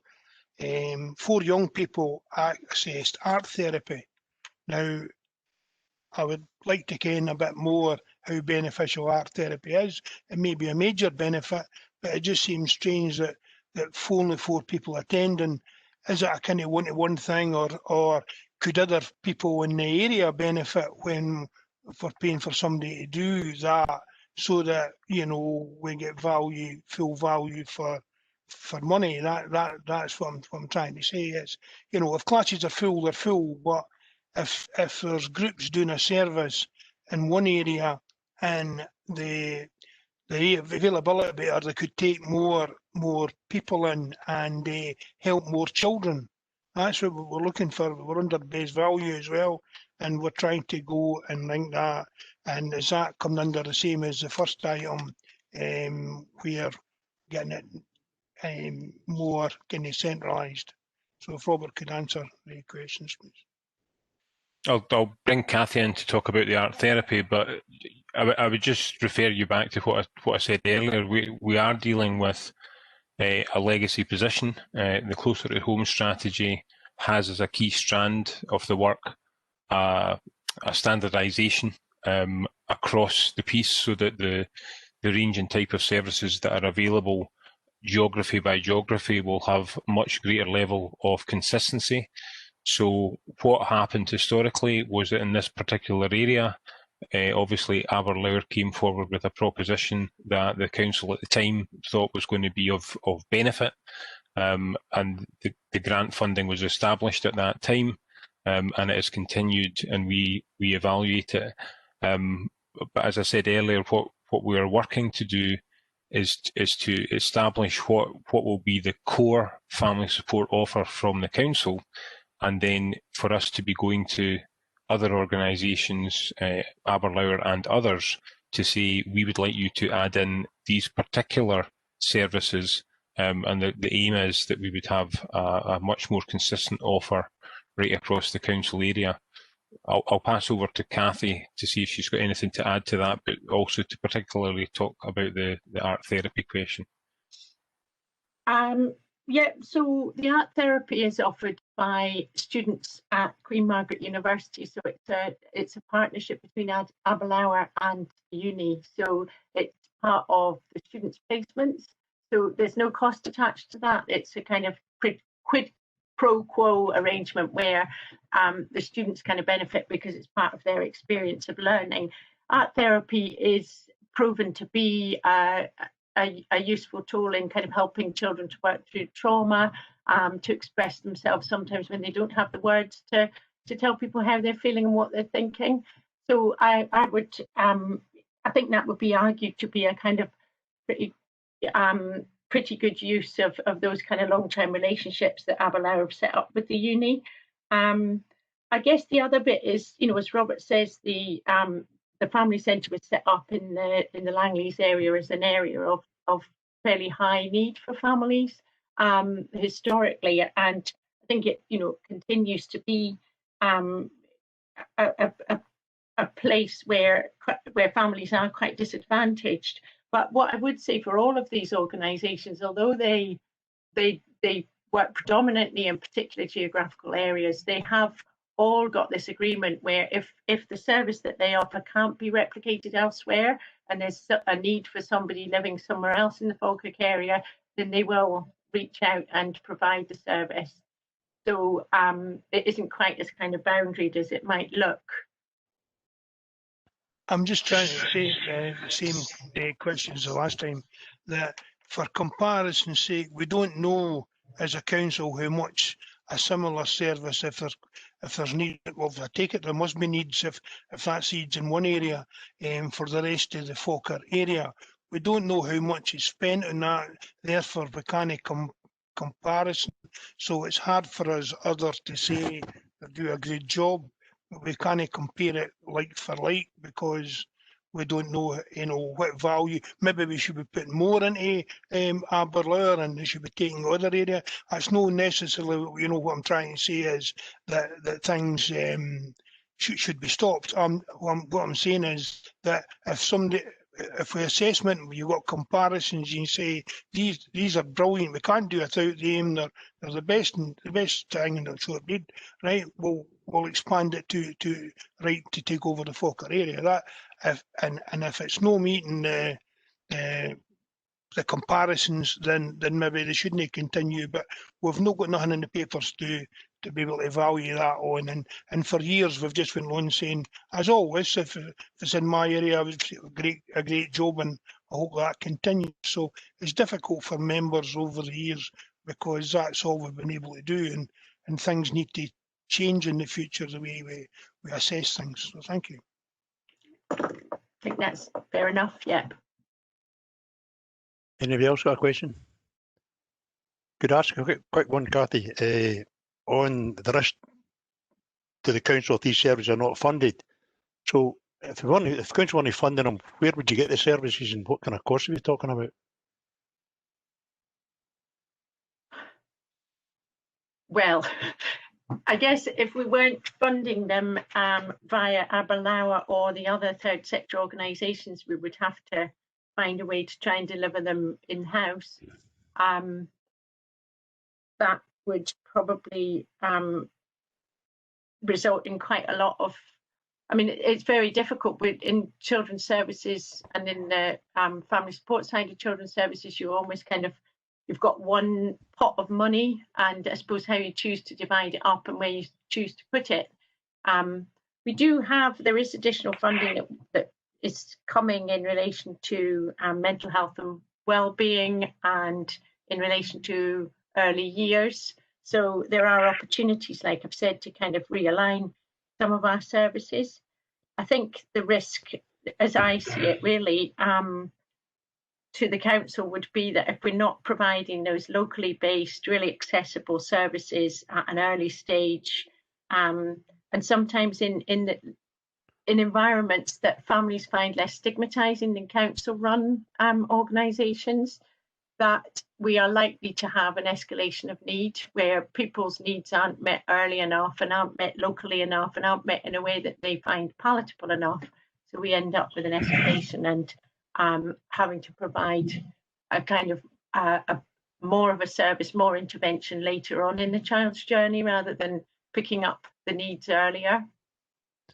So I suppose that would be my kind of concern, that if we don't have the third sector, we'll struggle to provide it ourselves, and then we will have escalating needs, and then we'll have to pick it up when it becomes at the level of child protection and statutory requirements. I don't know whether that answers your question. I think the reason I'm asking the question is obviously going forward, the council budgets I mean, I've been a councillor since 2007, and every year the budget has reduced. Yeah. So it's getting harder and harder and harder to fund. Absolutely. Core services, never mind anything else. Absolutely. That was the reason I was asking the question. Thank you. Yeah. Any other questions in this item? Okay, can I take us to Appendix 3, Access Service? Any questions on Access Service? No. Okay. Appendix 4, Home Start Falkirk. Any questions on Home Start Falkirk? Councillor McCluckie? Hi, me again. Obviously, this service seems to be doing not a lot of money, but it's that we put into this, but it seems to do good. I see it covers mainly the Denny, Bonnybrig, Banknock and surrounding area. However, it does say here that if there's a need, this is the strange bit in the report, where there's a need for a Home Start service in the wider Falkirk area. Now, obviously, there's a big need in Denny, Bonnybrig and Banknock, so it's obvious there will be a need. I also see that they have raised a substantial bit of funding them on and their own for the big lottery and trusts. So they seem to be doing a fantastic job, this job. But I would like to see when they are prepared to go and respond to the wider area that and they are getting other funding in and are beneficial, why we say it mainly covers that area instead of the group just stating we cover the whole of the Falkirk area. Then people who are requiring that support in the rest of the area know they can apply, because the way it's worded, it's mainly Denny Money, but folk from outside may not approach for that valuable assistance. So that's my comments on this one. Convener, maybe somebody could clarify some of what I'm talking about. Could I ask first, was this not called Home Start Denny at one point? So it only covered the Denny area, so if it's now changed to Home Start Falkirk, should it not cover the whole Falkirk area? It's Home Start Falkirk West. So they're a small organisation, and you'll see from the funding it is, as Councillor McCluskey says, it's really minimal. They do bring in funds from elsewhere. They employ, well, they use volunteers, and that's their model. So they are very cost effective. They are based in the Denny area, in our council building. They do take referrals from elsewhere. I think, as you say, the majority of their referrals are probably coming more locally because of that awareness. And I think that's part of the issue, that people are familiar with their local services and refer locally. We do have that spread where organisations will pick up referrals from elsewhere, but I guess it's that the referrals are maybe concentrated more to the familiar services.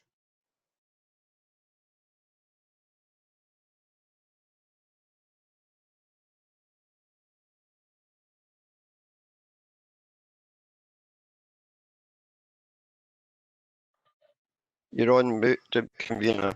Sorry. Just on the organiser's name, would it be no better having to put it Home Start Falkirk West?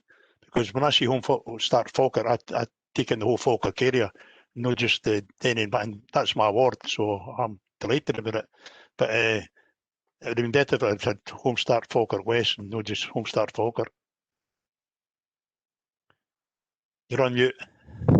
Apologies, that's a typo. All right, okay. Thank you for that. That's the working from home typo. Right, okay. Sorry about right. that. That's okay. Any other questions? Okay. Takes us to Appendix 5, which is NHS Forth Valley GHMHS. Any questions on that? Councillor Grant? Thank you, convener. I'd like to ask Gail a couple of questions, and it might be a long road for a shortcut, but the question will come at the end, if you don't mind. I see straight away that your annual funding is practically halved. So, you know, from last year 64,000 to this year 33,000. Well, last year. So this is a lead to the question. On page 348, service delivery, what does the organisation deliver and to whom? The service delivers a specialist clinical psychology service to children and young people who are looked after. Okay. If I go over a page to 349, this is where I'm confused, Gail, but it will lead to a question. Set out what other similar and complementary services are provided that are similar in function or support the same client communities, include any differences.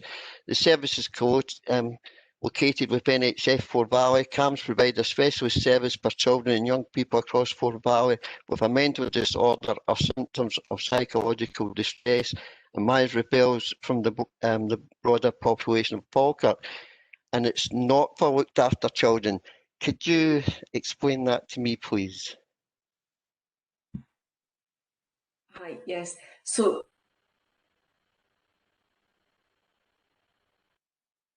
for this report have, because the clinical psychologist that was providing the service, so it's a singleton post, had actually reduced their hours. So we were only over that year able to get half the amount of service that we would normally do or normally have. In terms of what CAMS can offer, CAMS do offer specialist assessments. They can offer services to look after children, but what we feel that our looked after children both at home and away from home need a much more specialist, more flexible service. For example, CAMS have really clear referral criteria. They have waiting times for initial appointments. They have quite significant waiting times for therapeutic intervention. They don't work with children that stay out with the area. And for us, that these things are really, really important in terms of our looked after population. We have children in residential care who live out with the area, and we want them to get the support they need at the time that they need, so that we can try and get them back with their families or bring them back to placements closer to home. And we also don't want delays in them being able to be seen and being able to receive services. So our clinical psychologists are very flexible, get real stickability in terms of offering appointments. We'll offer appointments in the evenings. So they offer something that CAMS can't currently. Right, okay, Kathy, thanks. Gail, thanks for that. Now here's the question. When we spoke before, there was something of a waiting list of something like 26 weeks from getting deferral from a GP, and which, you know, was really stressful for the families, and even sometimes when they got to CAMS, it wasn't there for them, sort of thing. So they'd waited that 26 weeks to be kind of told that no, this isn't for you. This is where I was referring to the funding. Could you possibly tell me the waiting list, Gail, you know, that if we've got to wait all that amount of time, why are we cutting funding? That's basically the question. So we didn't cut, excuse me, we didn't cut funding. What had happened is the clinical psychologist had chose to reduce her hours, and we then needed some time in order to backfill that part of the post. The waiting lists to see CAMS are different from our clinical psychology service, so we don't have big waiting lists. I did touch on there had been a slight waiting list during the last financial year, and that was because we were operating with half a psychologist rather than the full psychologist. So we've now addressed that. So children are seen quickly and we don't have a waiting list. So as well as the one psychologist, the psychologist is very experienced, so regularly takes psychology students as well, which gives us additional support at no extra cost to looked after children. So are they still being directed from the GPs to your service? Our service, our clinical psychologists have a really easy, straightforward referral process. Social workers can pick up the phone, can send an email. So young people, if they feel they need support, just need to let their social worker know, their carer know, and the referral will be made. So there's no any complicated paperwork or waiting lists or anything like that. Thank you, Gail. Yeah. Councillor McCloskey. Thanks, Convener. I think, like everybody, we hear the great work that CAMS does, and we get mixed up because this report's just for the looked after children needs. When the wider issue of CAMS, I know my daughter waited over a year, you know, previously, and then the time they got round there, you know, we decided we didn't need them anymore. But that's, you know, there is a huge waiting list, and that was referred by the GP. But I think things have improved. But on this one, obviously, I see a real benefit here. Obviously, same with the next item that's coming up.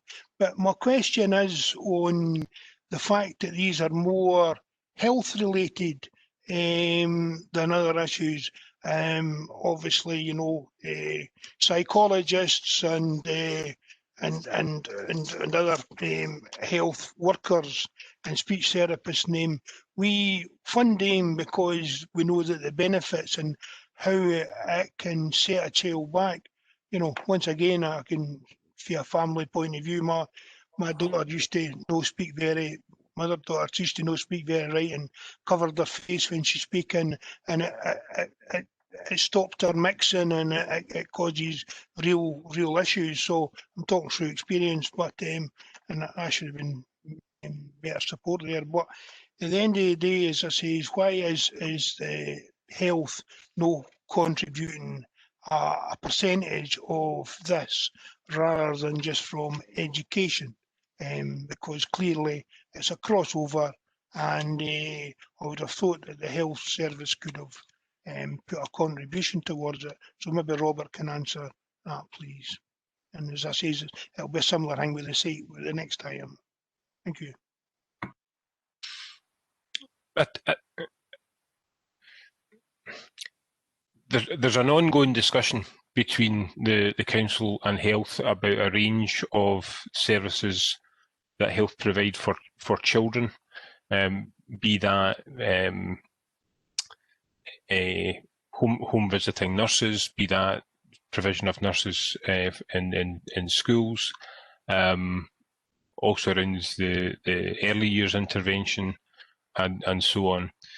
There's been discussion already about the CAM service nationally. The government has invested significantly to try and get CAM services to improve and to shorten waiting times, and critically to shorten waiting time targets. But the reason that we have this clinical psychologist post was that there was a need recognised, particularly for the looked after children population, that we wanted for that most vulnerable group for whom we are corporate parents. We wanted them not to be on 26-week waiting lists or even 18-week waiting lists. And as Gail has already said, you know, the way the services are set up, authority by authority or health board by health board, the CAM service for NHS Forth Valley won't offer any provision for somebody who happens to be living in Angus or living in, you know, East Dunbartonshire or something like that. And, you know, we have children in these placements. So the reason for us having a clinical psychologist in-house as opposed to an educational psychologist is specifically so that we can give quick, fast access to some of these most vulnerable children whose mental health issue needs to be addressed straight off. So it's a similar argument to, and maybe Kerry Drennan will comment on this in terms of the next item, but you know, one of the things that we think we need is, for example, places like Karen Grange. It'd be really helpful if we had a physiotherapist on site, but the way that NHS sets up physiotherapy, we would need to buy that. So the council would need to probably employ a physiotherapist if we wanted to have that kind of access and on the ground early intervention. So it's a subject not just of debate within Falkirk, but it's a subject of debate across the country about the way in which resources that the Health Board has and the resources that council have could be better shared and possibly enter into better joint management arrangements. But I think one of the issues is structural, in that the way the health boards are managed is that the decisions are taken pretty far up the chain, and the people that engage at the operational management level, the discussions we have often with colleagues in NHS, they've got no financial decision making capability, so we end up negotiating almost in kind arrangements in a lot of areas, whereas if the governance structures were of the council and the governance structures of the health board were more aligned, we could perhaps be having much better discussions about the use of funding to address needs specifically. But the position we're in particular with this clinical psychologist post is the officers in children and family social work recognising that this was a clear need. The investment was made a number of years ago, and almost immediately it was seen to be a very, very valuable additional service, and it's been continued on for that reason. I don't know if maybe Leslie or Gail's got anything further to add to that.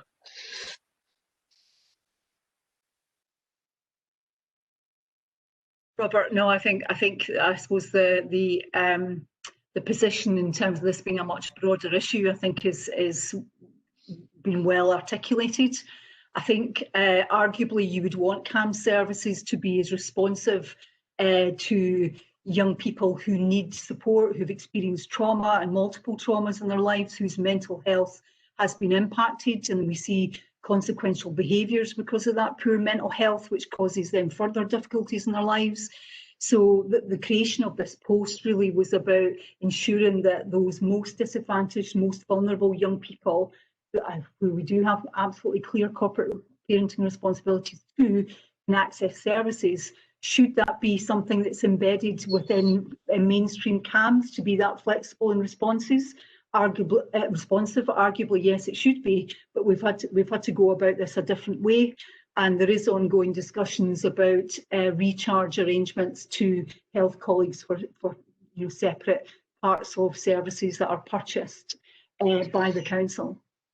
No, just to follow on for that, I fully agree, because elected members are also corporate parents for the looked after children. So we personally have a liability there, and this is an excellent service it's providing to those most in need. And Robert expressed it there, you said it in GIRFEC, we've got rules in education with GIRFEC getting it right for every child. And obviously we've seen a need for in that area, and this service is providing it. But just like Robert had said, for the physiotherapy bit, which is a separate, I know we're discussing that at the moment, is why does the health board not have getting it right for every child as well, so that Karen Grange, that we all can see where the children have the most need. You know, your idea to me sounds fantastic, but it's just about how can we make it happen and how can we help fund it. So to me, the health board should be under the same guidelines for children and providing the service where it is most needed. And obviously, Karen Grange's, we all would support. Thank you. Any other questions on that item? David? Thank you, Convener. Care for every child. The clinical psychology service for looked after children. So I asked Gail earlier on, so this is so that these vulnerable children can get services to them quick. But my concern is mainstream CAMS. So are they still under the rules that they can wait 26 weeks for a referral from the GP? So is there a difference there from the vulnerable children to a child who has got mental health issues being referred to the GP, that they don't get access to the clinical psychology service for looked after children? My understanding is that the CAMS target is that from referral to first appointment is 18 weeks. And like I mentioned earlier, there was quite a lot of additional government funding addressed to CAMS over the course of the last couple of years, so that they could increase their recruitment of properly trained staff, and there was a concerted drive to get the waiting list time down, not just in the Forth Valley area but across Scotland, because this is an issue that's been raised, I understand, in the Parliament a number of times. So my understanding is that there's been progress made there. And just on the wider point that Councillor McCluckie was raising, yes, NHS, like the council, are committed to getting it right for every child. We all work on that together. We all contribute to the development, for example, of our integrated children's service plan. We work closely with health colleagues and others, such as the police, the children's reporter, and so on and so forth in the arena of child protection. And we've got a number of joint work streams involving health colleagues around the whole GIRFEC agenda.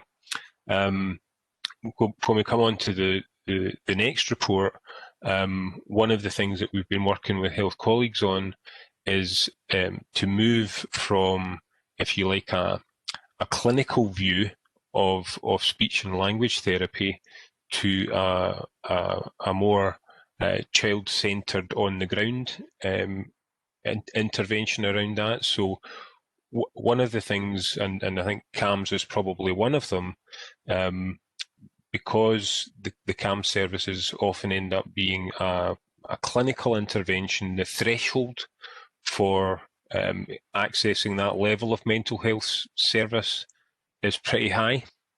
And there's a whole range of lesser although that's maybe not the right word to use, mental health issues that children and young people could experience, but doesn't reach a clinical threshold. And one of the things that's been announced recently to address that is that there's a significant amount of money coming for two work streams.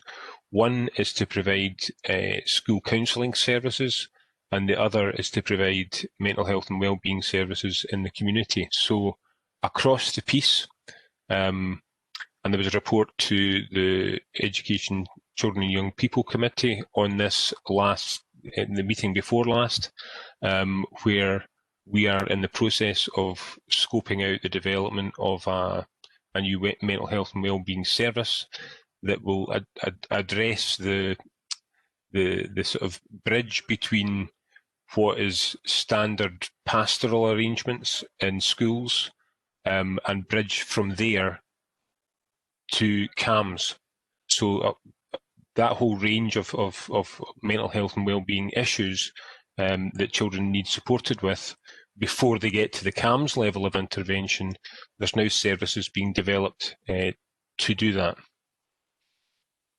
Hope that's helpful. Okay, any other questions on that agenda item?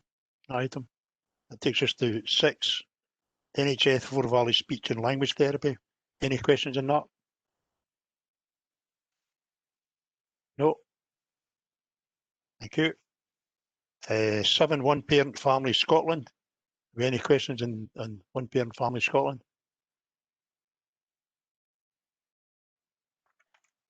No. Okay.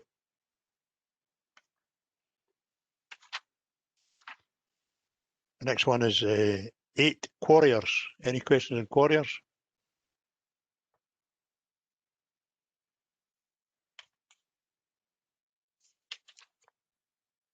No. Convener, only can we get a Quarriers for parents, as I say, for our rights. Put you top of the list. 9, Transform Forth Valley. Any questions on that?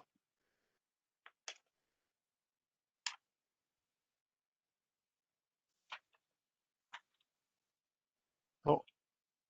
Takes us to 10, UCare Scotland. Any questions? No. Okay, Robert and your team, thank you very much for your contributions to the agenda item. Thank you very much.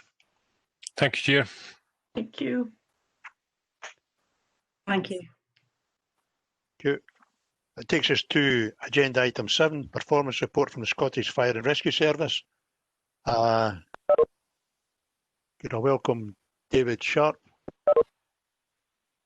Thanks, convener. Much appreciated. David, welcome to today's meeting. It's your first Scrutiny Committee meeting.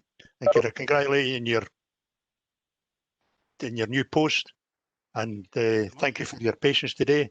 So let you open with your give a briefing on your report. Thank you. Right. Thank you very much, convener, and welcome everybody, and thank you to the committee members. Before I begin, I've got my colleague Brian Robertson, who's my prevention and protection manager, who I'll bring in for any specific questions, or indeed if I get called away, as I'm duty officer for the East of Scotland today. So please bear with me. So, convener, if you're agreeable, I'll just give a brief summary and then open it up to any questions. That's fine, David. Right. So the Scottish Fire and Rescue Service for the local area have 7 key indicators to report on against their performance and against their local operating plan for the Falkirk area. So if you don't mind, I'd just like to take you to, and just let me get the page here.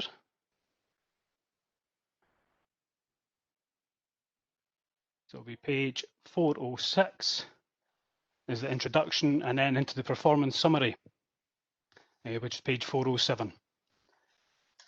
So just to briefly cover the summary area, you'll see there it's all colour coded, so red, amber, green, and you'll see the first 2, unfortunately, are down as red, and I'll go into a bit more detail on that, and that just indicates that we are either 10% higher from the previous year-to-date period, or have not met our local target that we set and didn't achieve it. So to date, within the Falkirk area, we've attended 1,178 incidents, which is a 4% reduction from the same reporting period, 2019-20. And if you'd just like to go over the page 408. So we've, just to give us a summary there, so obviously we're dealing with the COVID pandemic as well as everyone else, but we're continuing to undertake routine and risk-based skill acquisition and maintenance training for all of our firefighters, and they're participating in what is termed the Training for Operational Competence programme. And we're also looking at, and that covers firefighter safety, which is one of our key values. Theoretical inputs are confirmed with practical sessions and exercises, and we're also tying in with our local COMA sites to look at alternative solutions rather than physical visits, such as tabletop virtual exercising, to make sure that all our crews and the COMA sites themselves are maintaining competence for the risks that they present to the area. So for the gathering and analysing the risk information, our crews are still doing this. We're making sure that we're gathering local risk information on our ops intelligence, and we have tablets on each fire appliance which contains this for all our major risks, so it's easily accessible for all the crews. We continue to work with our Forth Valley Local Resilience Partnership and with our key stakeholders, obviously including Police Scotland, Scottish Ambulance Service and the local council. During the reporting period, which is from April to September, we dealt with some significant localised flooding that you may recall, and lightning strikes at the beginning or middle of August, which I was directly involved in with my service delivery manager. So local appliances responded to a number of domestic flooding incidents across the Falkirk and Grangemouth area at the same time. Now, this at the same period where we're dealing with quite severe spate conditions throughout the rest of the east of Scotland. So we set up an incident support room, worked with our Edinburgh Operations Control and our emergency service partners from Police Scotland and the local authority to bring those incidents to a satisfactory conclusion. But it was one of the busiest periods that we've ever dealt with as the Fire and Rescue Service. So I'd like to then just briefly summarise, if you don't mind, convener and members of the committee, the two main areas of our 7 outcomes. The first one being the reduction of all accidental dwelling fires. So it is our aim to reduce accidental dwelling fires by 3% per year within the Falkirk Council area. And the year to date, there has been an increase of 10 incidents compared from the previous reporting period last year, and there's been a decrease of 3 incidents compared to the previous reporting period 3 and 4, the quarters 3 and 4. And over the trend line of the 5 years, Falkirk Council area is similar to that of Scotland and slightly higher than that of a comparator local authority. The vast majority of fires attended related to cooking incidents, with 19 incidents involving burning foodstuff as the main cause of the fire. 13 incidents were caused by persons over the age of 65, with a further 26 incidents, that's 47%, in the age group between 18 and 64. And in 9 incidents, the consumption of alcohol or drugs was suspected as being a contributory factor. There is a bit of further detail contained within the appendices that I don't intend to go into, but will happily answer any questions as they arise.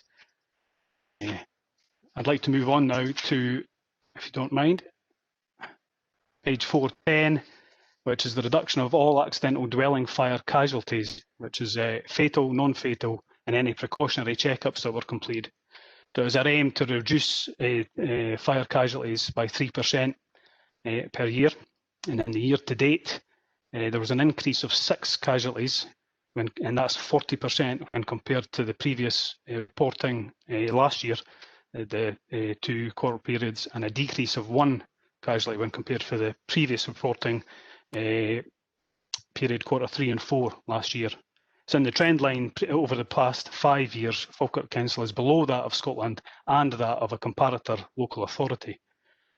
So the persons reported to the Scottish Fire and Rescue Service as having sustained injury due to being involved in accidental dwelling fires remains relatively low. with 10 casualties being reported during Q1 and 2. And unfortunately, 2 of these casualties were required to attend hospital for further treatment following treatment at the scene by our crews. 5 casualties suffered from smoke inhalation and burns, and all of these incidents started within the kitchen and bedroom areas and involved individuals ranging from 20 years to 89 years of age. So what we're doing about that is our home fire safety visit referrals and our post-domestic incident response programmes continue to provide the main platform for access homes and providing fire safety advice. Partner referrals facilitate our access to the more vulnerable members of the community, where we can provide life-saving advice and install smoke alarm detection within domestic premises, which we continue to do for the highest risk areas. And again, there's a little bit more detail provided in Appendix 1, should there be a need. Convener, I'm happy to quickly summarise the other 5 areas. However, I'll take a pause there and ask if there's any questions from the committee members. Thanks, David. I've got a quick question on the accidental dwelling fires. Yes. There's an increase in them. Mm-hmm. Is that due to the fact that people are spending more time in their homes because of this COVID? Yeah, it's a point, Convener, and yes, a lot of it can be put down to that because of lockdown, and this is the period that we're reporting on from April to September. So yes, there's been a lot more people confined to their homes or stuck in their homes or working from home. So that may well be a main contributory factor to that increase. I mean, there's been a decrease from the last quarter that we're presenting on, but it's right, it's overall it's been an increase there. So yes, I think you're exactly right. Thank you. Point. Any questions? Councillor Grant and Councillor Balfour. Thank you, Convener. Good afternoon, David. Could I ask you a question on your home site visits?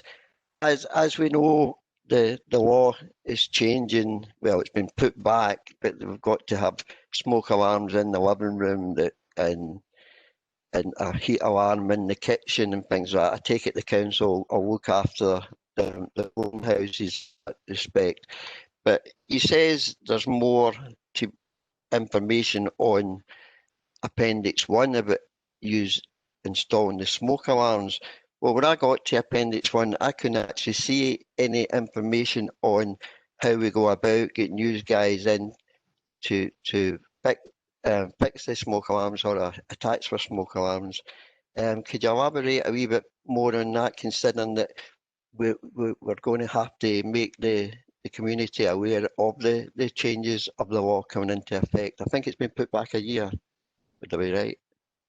Councillor, yes, for my information, it has been put back a year, and I'd like to bring in Brian, if you don't mind, just to answer that specific question. Carry on, Brian. Thank you, David. Thank you, Chair. Councillor Grant, thanks for the opportunity to respond. Yes, you make a very valid point, and there's a reason why in Appendix 1, the reference to smoke detection currently being fitted to the vulnerable groups by the Scottish Fire and Rescue Service, remaining in line with what it has been in previous years, because you'll be aware now in the local area for in excess of 15 years now, we've been in a position to fit detection into the homes of people who have no detection and who ultimately present that high risk to harm in relation to a fire in a domestic environment. That's not changed, and that will continue moving forward. However, you make good reference to the point of the post-Grenfell position where we find ourselves, and the Scottish Government's position on changing the legislation for the standards for domestic smoke detection. And this, I have to stress, it is a Scottish Government position. It's a legal change, and from that, the delay that's coming is a gap in time to allow local authorities, is certainly our understanding, the time not only for the communities to be made aware, but also to understand fully what that standard is. And quite rightly, you make reference to the change in that standard, which is the fact that we need either hardwired or interlinked alarms with long life batteries in them in a wider coverage area in a private dwelling than is currently in that standard. Scottish Government have afforded a very limited amount of funding to allow the Scottish Fire and Rescue Service to purchase detection. that will meet that standard. However, it is under very strict criteria, because you'll be aware that local authorities and any housing associations or any tenanted properties, the responsibilities for coming to that standard sit within their own organisations. The funding that's been given by the Scottish Government to ourselves as a service is that where that gap exists within the communities that therefore the houses don't have coverage to that new standard, where there is high risk and they meet that robust criteria, then the detection that we have available to us to fit to that new standard is the part which we will play coming into these people's households as they're identified and bringing it up to that standard. For owner-occupiers who do not meet the high-risk category, it's on them to bring their house up to that standard. However, we as a service won't accept anybody being exposed to the risk of harm and fire in their home. And that's where Appendix 1 draws reference to. We will continue with our home safety programme in terms of we would not leave anybody without any working smoke detection to be vulnerable in their houses. But there will be a group of people in the community who have a responsibility and a cost, I might add, to be able to bring that up to the standard, but it would be their responsibility. So there is going to be a gap within the communities that we will cover the most high risk, and that is what the funding from Scottish Government is targeted in us towards.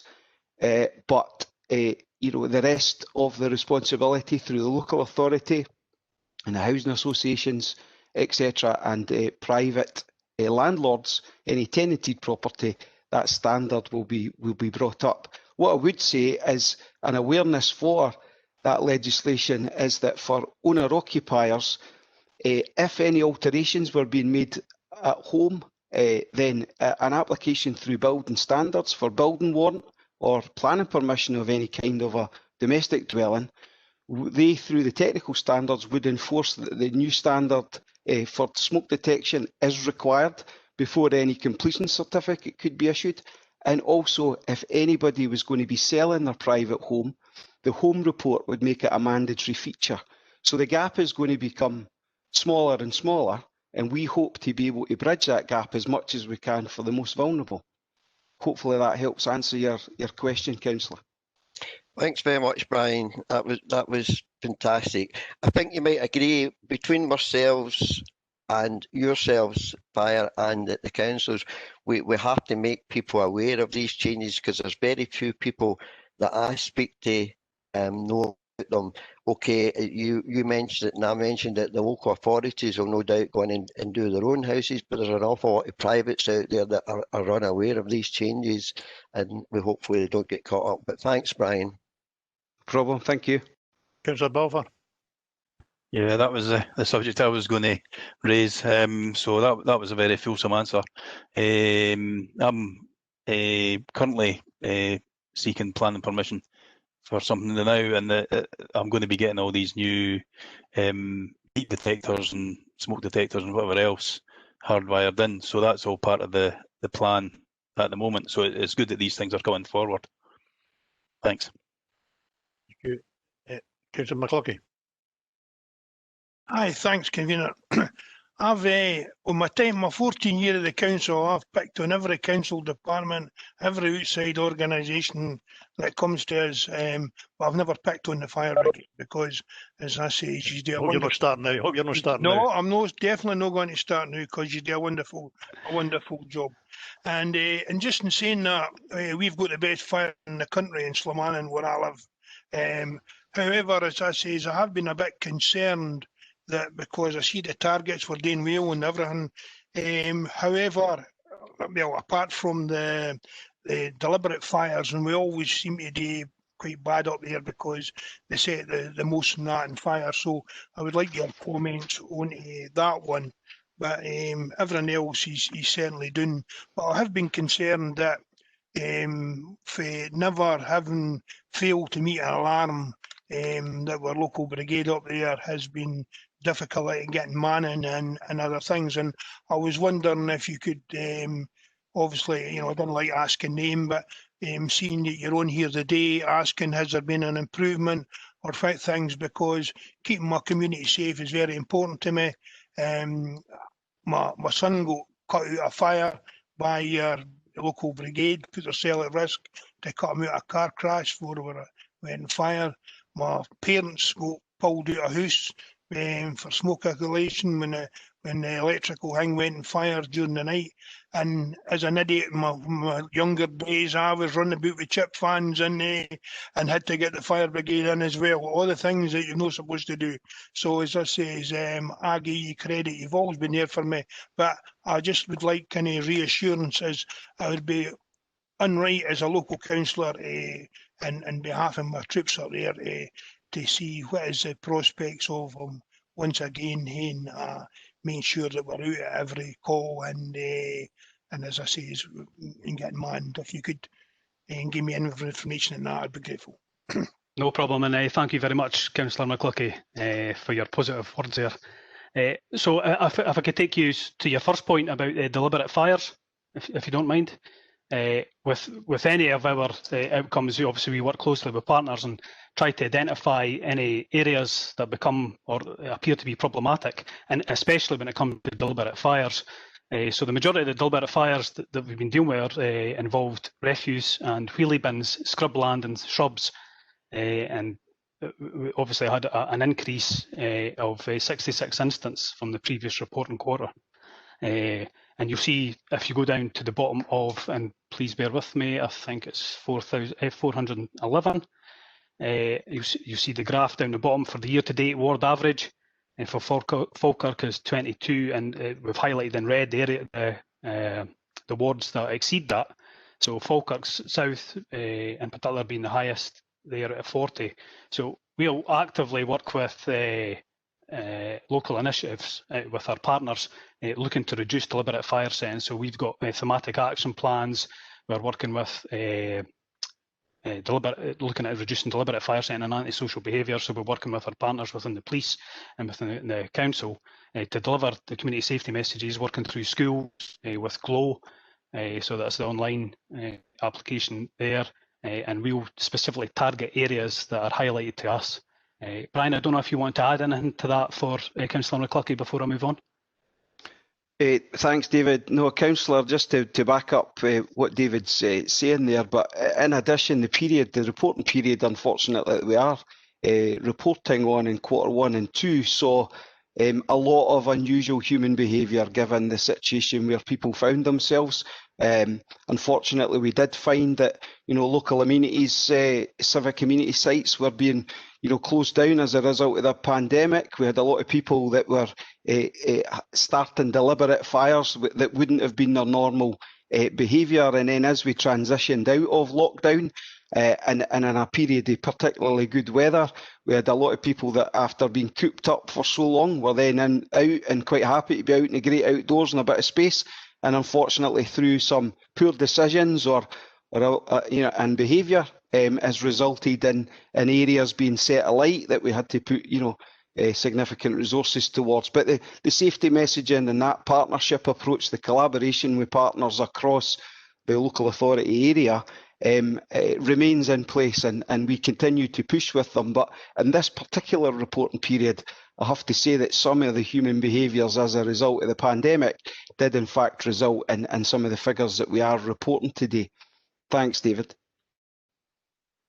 Thanks, Brian. Councillor, if you don't mind, I'll move on to your second point regarding Islam itself, or in fact, and I suppose it covers the other areas that are what we would class as retained duty system.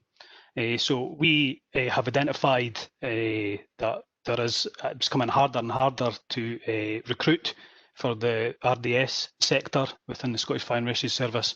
So we've been working, and it's been working across years, but we've realised we had to have a focal point in that. So we've now set up what's termed as a national retained and volunteer duty system leadership forum, which at the back of that has all the main players from internally and external to look at, so local businesses, etc., to look at how we can improve that and how we can put out the communication programme to the local communities to say, look, this is vital that we continue to cover your local areas for community resilience and try and encourage participation in our programmes when we're trying to recruit people into that service. So we're actively working on that just now, and I'm fortunate enough to be part of that group. So I work leading nationally for that. So we are actively pursuing that, and we're aware that there is an issue. So we're trying to enhance communications across the national piece, but obviously I'm looking at the local bit for that. So I hope that answers your question, Councillor. Yes, it answers it. And if you could just update me if there's any progress or developments on that thing. My last point, just one I meant to mention there. We mentioned about the fire alarms and new be linked into the mains and that in the houses. Just recently, my daughter in Slamanan, they went to renew the fire alarm there, and one was all right, well, they replaced it, but the other one, strange enough, was a gas detector. It wasn't a fire alarm. We didn't have gas in Slamanan, we've never had gas. So it just seems strange to us that you think you're safe, but it was obviously council had fitted it. But as I say, so maybe I should ask the council, but why is there a gas detector instead of a fire one at the top of the stair? You know, it just seems strange to me, and I'm wondering, have you came across any other similarities? Because I'd be kind of worried if that wasn't a one-off, if you know what I mean, because obviously safety is paramount to everybody, you know. Councillor, we would certainly be looking at putting in a smoke alarm in the main hallways, you know, and every different level within that in a property. As for gas detection, normally we'd be looking at the carbon monoxide detectors, and that would be fitted in an area where we've had a boiler or a gas fire, obviously to alert the occupants. I'm not sure why they would be putting a gas detector in a thoroughfare within a domestic property. Again, if that wouldn't be our crews, and I'll look to Brian to contradict me here, but that wouldn't be our crews that would be doing that. If we were fitting them, we would certainly be we would certainly be fitting smoke alarms within the main areas. Thank you. Thanks, Councillor. More questions? Right, David, carry on. Sorry, David, Grant. Thanks, Convener. Last question, Convener. David, this was before your time, but every scrutiny external I have asked this question about the fire brigade and their CPR. Brian might remember this. 3 years ago, I asked about fire brigade were going to get trained in CPR, and the answer I got was there was a wage negotiation going on, and that might be part of the wage negotiation that the fire brigade get trained in CPR or accept to be trained to issue, so they can do CPR out in to the public. Is there any update on that, David or Brian? Yeah, if you don't mind, Councillor, and I'll bring Brian in to expand upon, just so you're fully aware, at the moment, all of our firefighters are trained to provide CPR and also to use defibrillators, which we carry on frontline appliances, and that they were really brought in for dealing with our own staff should we require them, you know, following a particularly arduous incident. However, they are there and have been used numerous occasions to assist with members of the public. So yes, you're entirely correct. There was a pilot that had been rolled out across the service. That pilot was completed, and we were awaiting the broadening of the role negotiations that were ongoing primarily with the Fire Brigade Union. So that broadening of the role was rejected by the Fire Brigade Union, but the Chief Officer is looking to reinstigate talks with the representative bodies to bring that back online. But I can assure you that all staff within the fire and rescue, all frontline staff, are trained on providing CPR and are trained in the use of defibrillators. So before I conclude, I'd like to bring Brian in. Brian, would you like to add anything to that regarding the trials or the pilots? Yeah, thanks, David. Councillor, you're absolutely correct, and it is something that's been spoken about before, and you'll recall David Lockhart and myself making comment to it, and at the time, and it makes reference to it in the report, in the appendices, with regards to the non-RTC special service casualties. So we had quite successful pilots in the area at the time for this out-of-hospital cardiac arrest pilot, the OCA trial, and the expectation for all in the service was that this would be something that would be gather pace and be something that could be comprehensively rolled out where the needs are identified from our partners, in particular Scottish Ambulance Service. And as David has already said, it was tied in through that broadening of the role approach. And unfortunately, our Fire Brigade Union, our representative body, in the membership, there was a majority has rejected it to this point.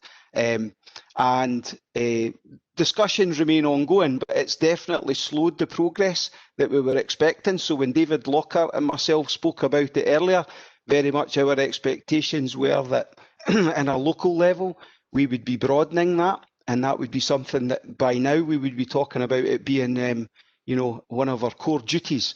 However, to back up what David has said, absolutely every one of our frontline appliances carries a defibrillator, not only for staff, but for us applying to a member of the public if we come across such an event, or we get a running call, somebody approaches a station to say that somebody's in distress, that we can potentially assist.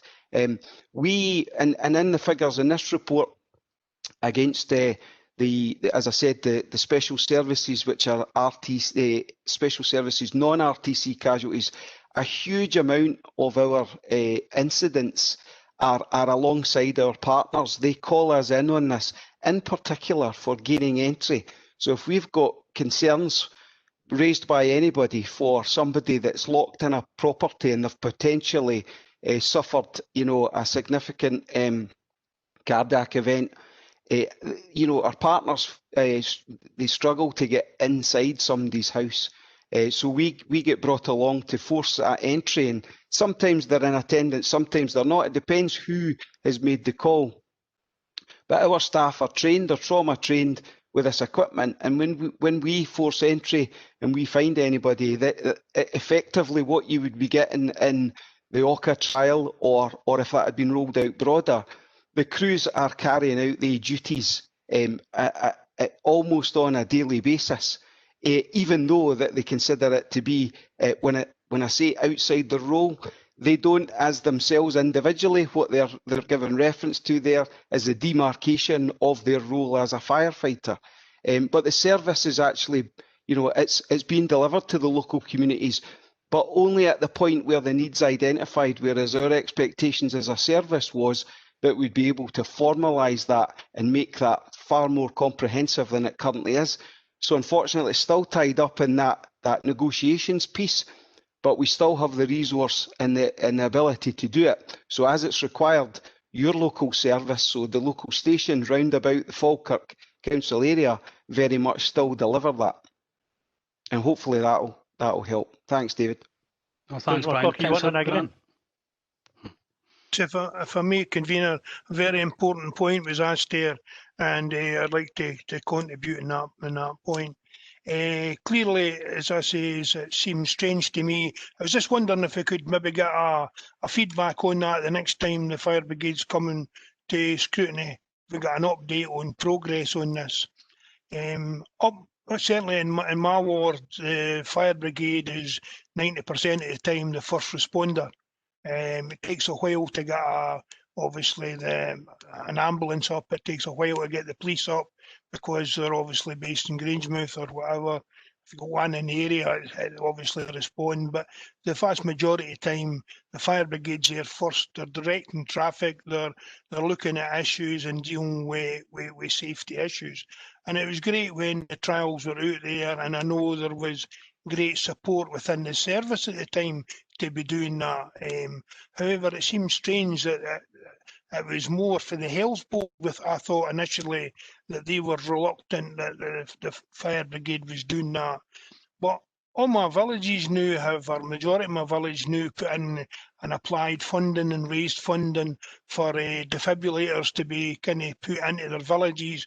So here we've got scenarios where untrained people are going to get access to defibrillator and go and try to save a life, and the union's not going to allow you have a strong union and a good union. I'm not saying that, but it's still we haven't proceeded to be able to get the trained first responders to deal and save lives. And I just think that's something that really needs to be pursued in some sort of agreement with the unions, because for the good of everybody out there, it's very important that some sort of deal comes through for the benefit of us all. So thank you. Councillor McCluckie, I can only agree with you there. It is a point of frustration for many in the service that this hasn't been concluded yet. But I can only say that I'll happily report back in the next reporting scrutiny meeting on the progress on this, because I know that the Chief Fire Officer's pushing it from his end. So I'll certainly report back in the next reporting period. Thank you. Councillor Balfour, your hand up again. Yeah, just a quick question. Earlier on, we discussed the police were going to be starting to carry, is it naloxone? Was it called? Yeah, that's correct, naloxone, yes. Yeah. Is that something that the fire service are doing or looking into or would consider? Certainly not at the moment, but that may become part of the wider, what we termed the out-of-hospital cardiac arrest. That was the pilot that was run. So that may be part of that, but we know that our partners within Scottish Ambulance and now as a pilot within the Falkirk area, the police Scotland are also carrying that. But at the moment, no, we don't carry that. There isn't any immediate plans for that, but that may form part of the wider work when we're rolling out what was the pilot, but we'll start to roll out the out-of-hospital cardiac arrest. Hope that answers your question, Councillor. Okay, that does, yeah, thanks. David, you want to conclude? Yes, thanks very much, Convener. Other than going through the rest of the 5 points, I can bring you back to the performance summary. So we are well within our aligned targets for all deliberate fires, non-domestic fires, special service RTC casualties, and special service non-RTC casualties, which forms part of what Brian had mentioned earlier, which was affecting entry and everything from people needing rings cut off their fingers to being stuck in bars offences. And thankfully, also just sort of before I finish, false alarms, unwanted fire alarm signals. This has been a concerted effort, not just by my staff, but by our partners within NHS and local councils buildings to focus and reduce these. So I'm happy to say there's been quite a significant reduction in the unwanted fire alarm signals, and long may that last, and we'll continue to monitor and work with our partners on that. So in conclusion, thank you very much for your time at Scrutiny Committee. It's very much appreciated, and I'll take on board that point, Councillor McCluckie, for reporting back at the next reporting period on the out-of-hospital cardiac arrest pilot and where we are with that within the service. So thank you very much. Okay, no further questions. Can we give you recommendations? Agreed. Agreed. Agreed. David, Brian and Lynn, if you're still there, thanks for your attendance today. I think I concur with what Councillor McCluckie says. The fire service does a great job in the Falkirk area. Really appreciate what they do for us. And that concludes today's business. I'll just take the opportunity to wish everybody a Merry Christmas. And let's hope 2021 is a more prosperous year than we've had for 2020. Okay, thank you very much. Convener. Thank you.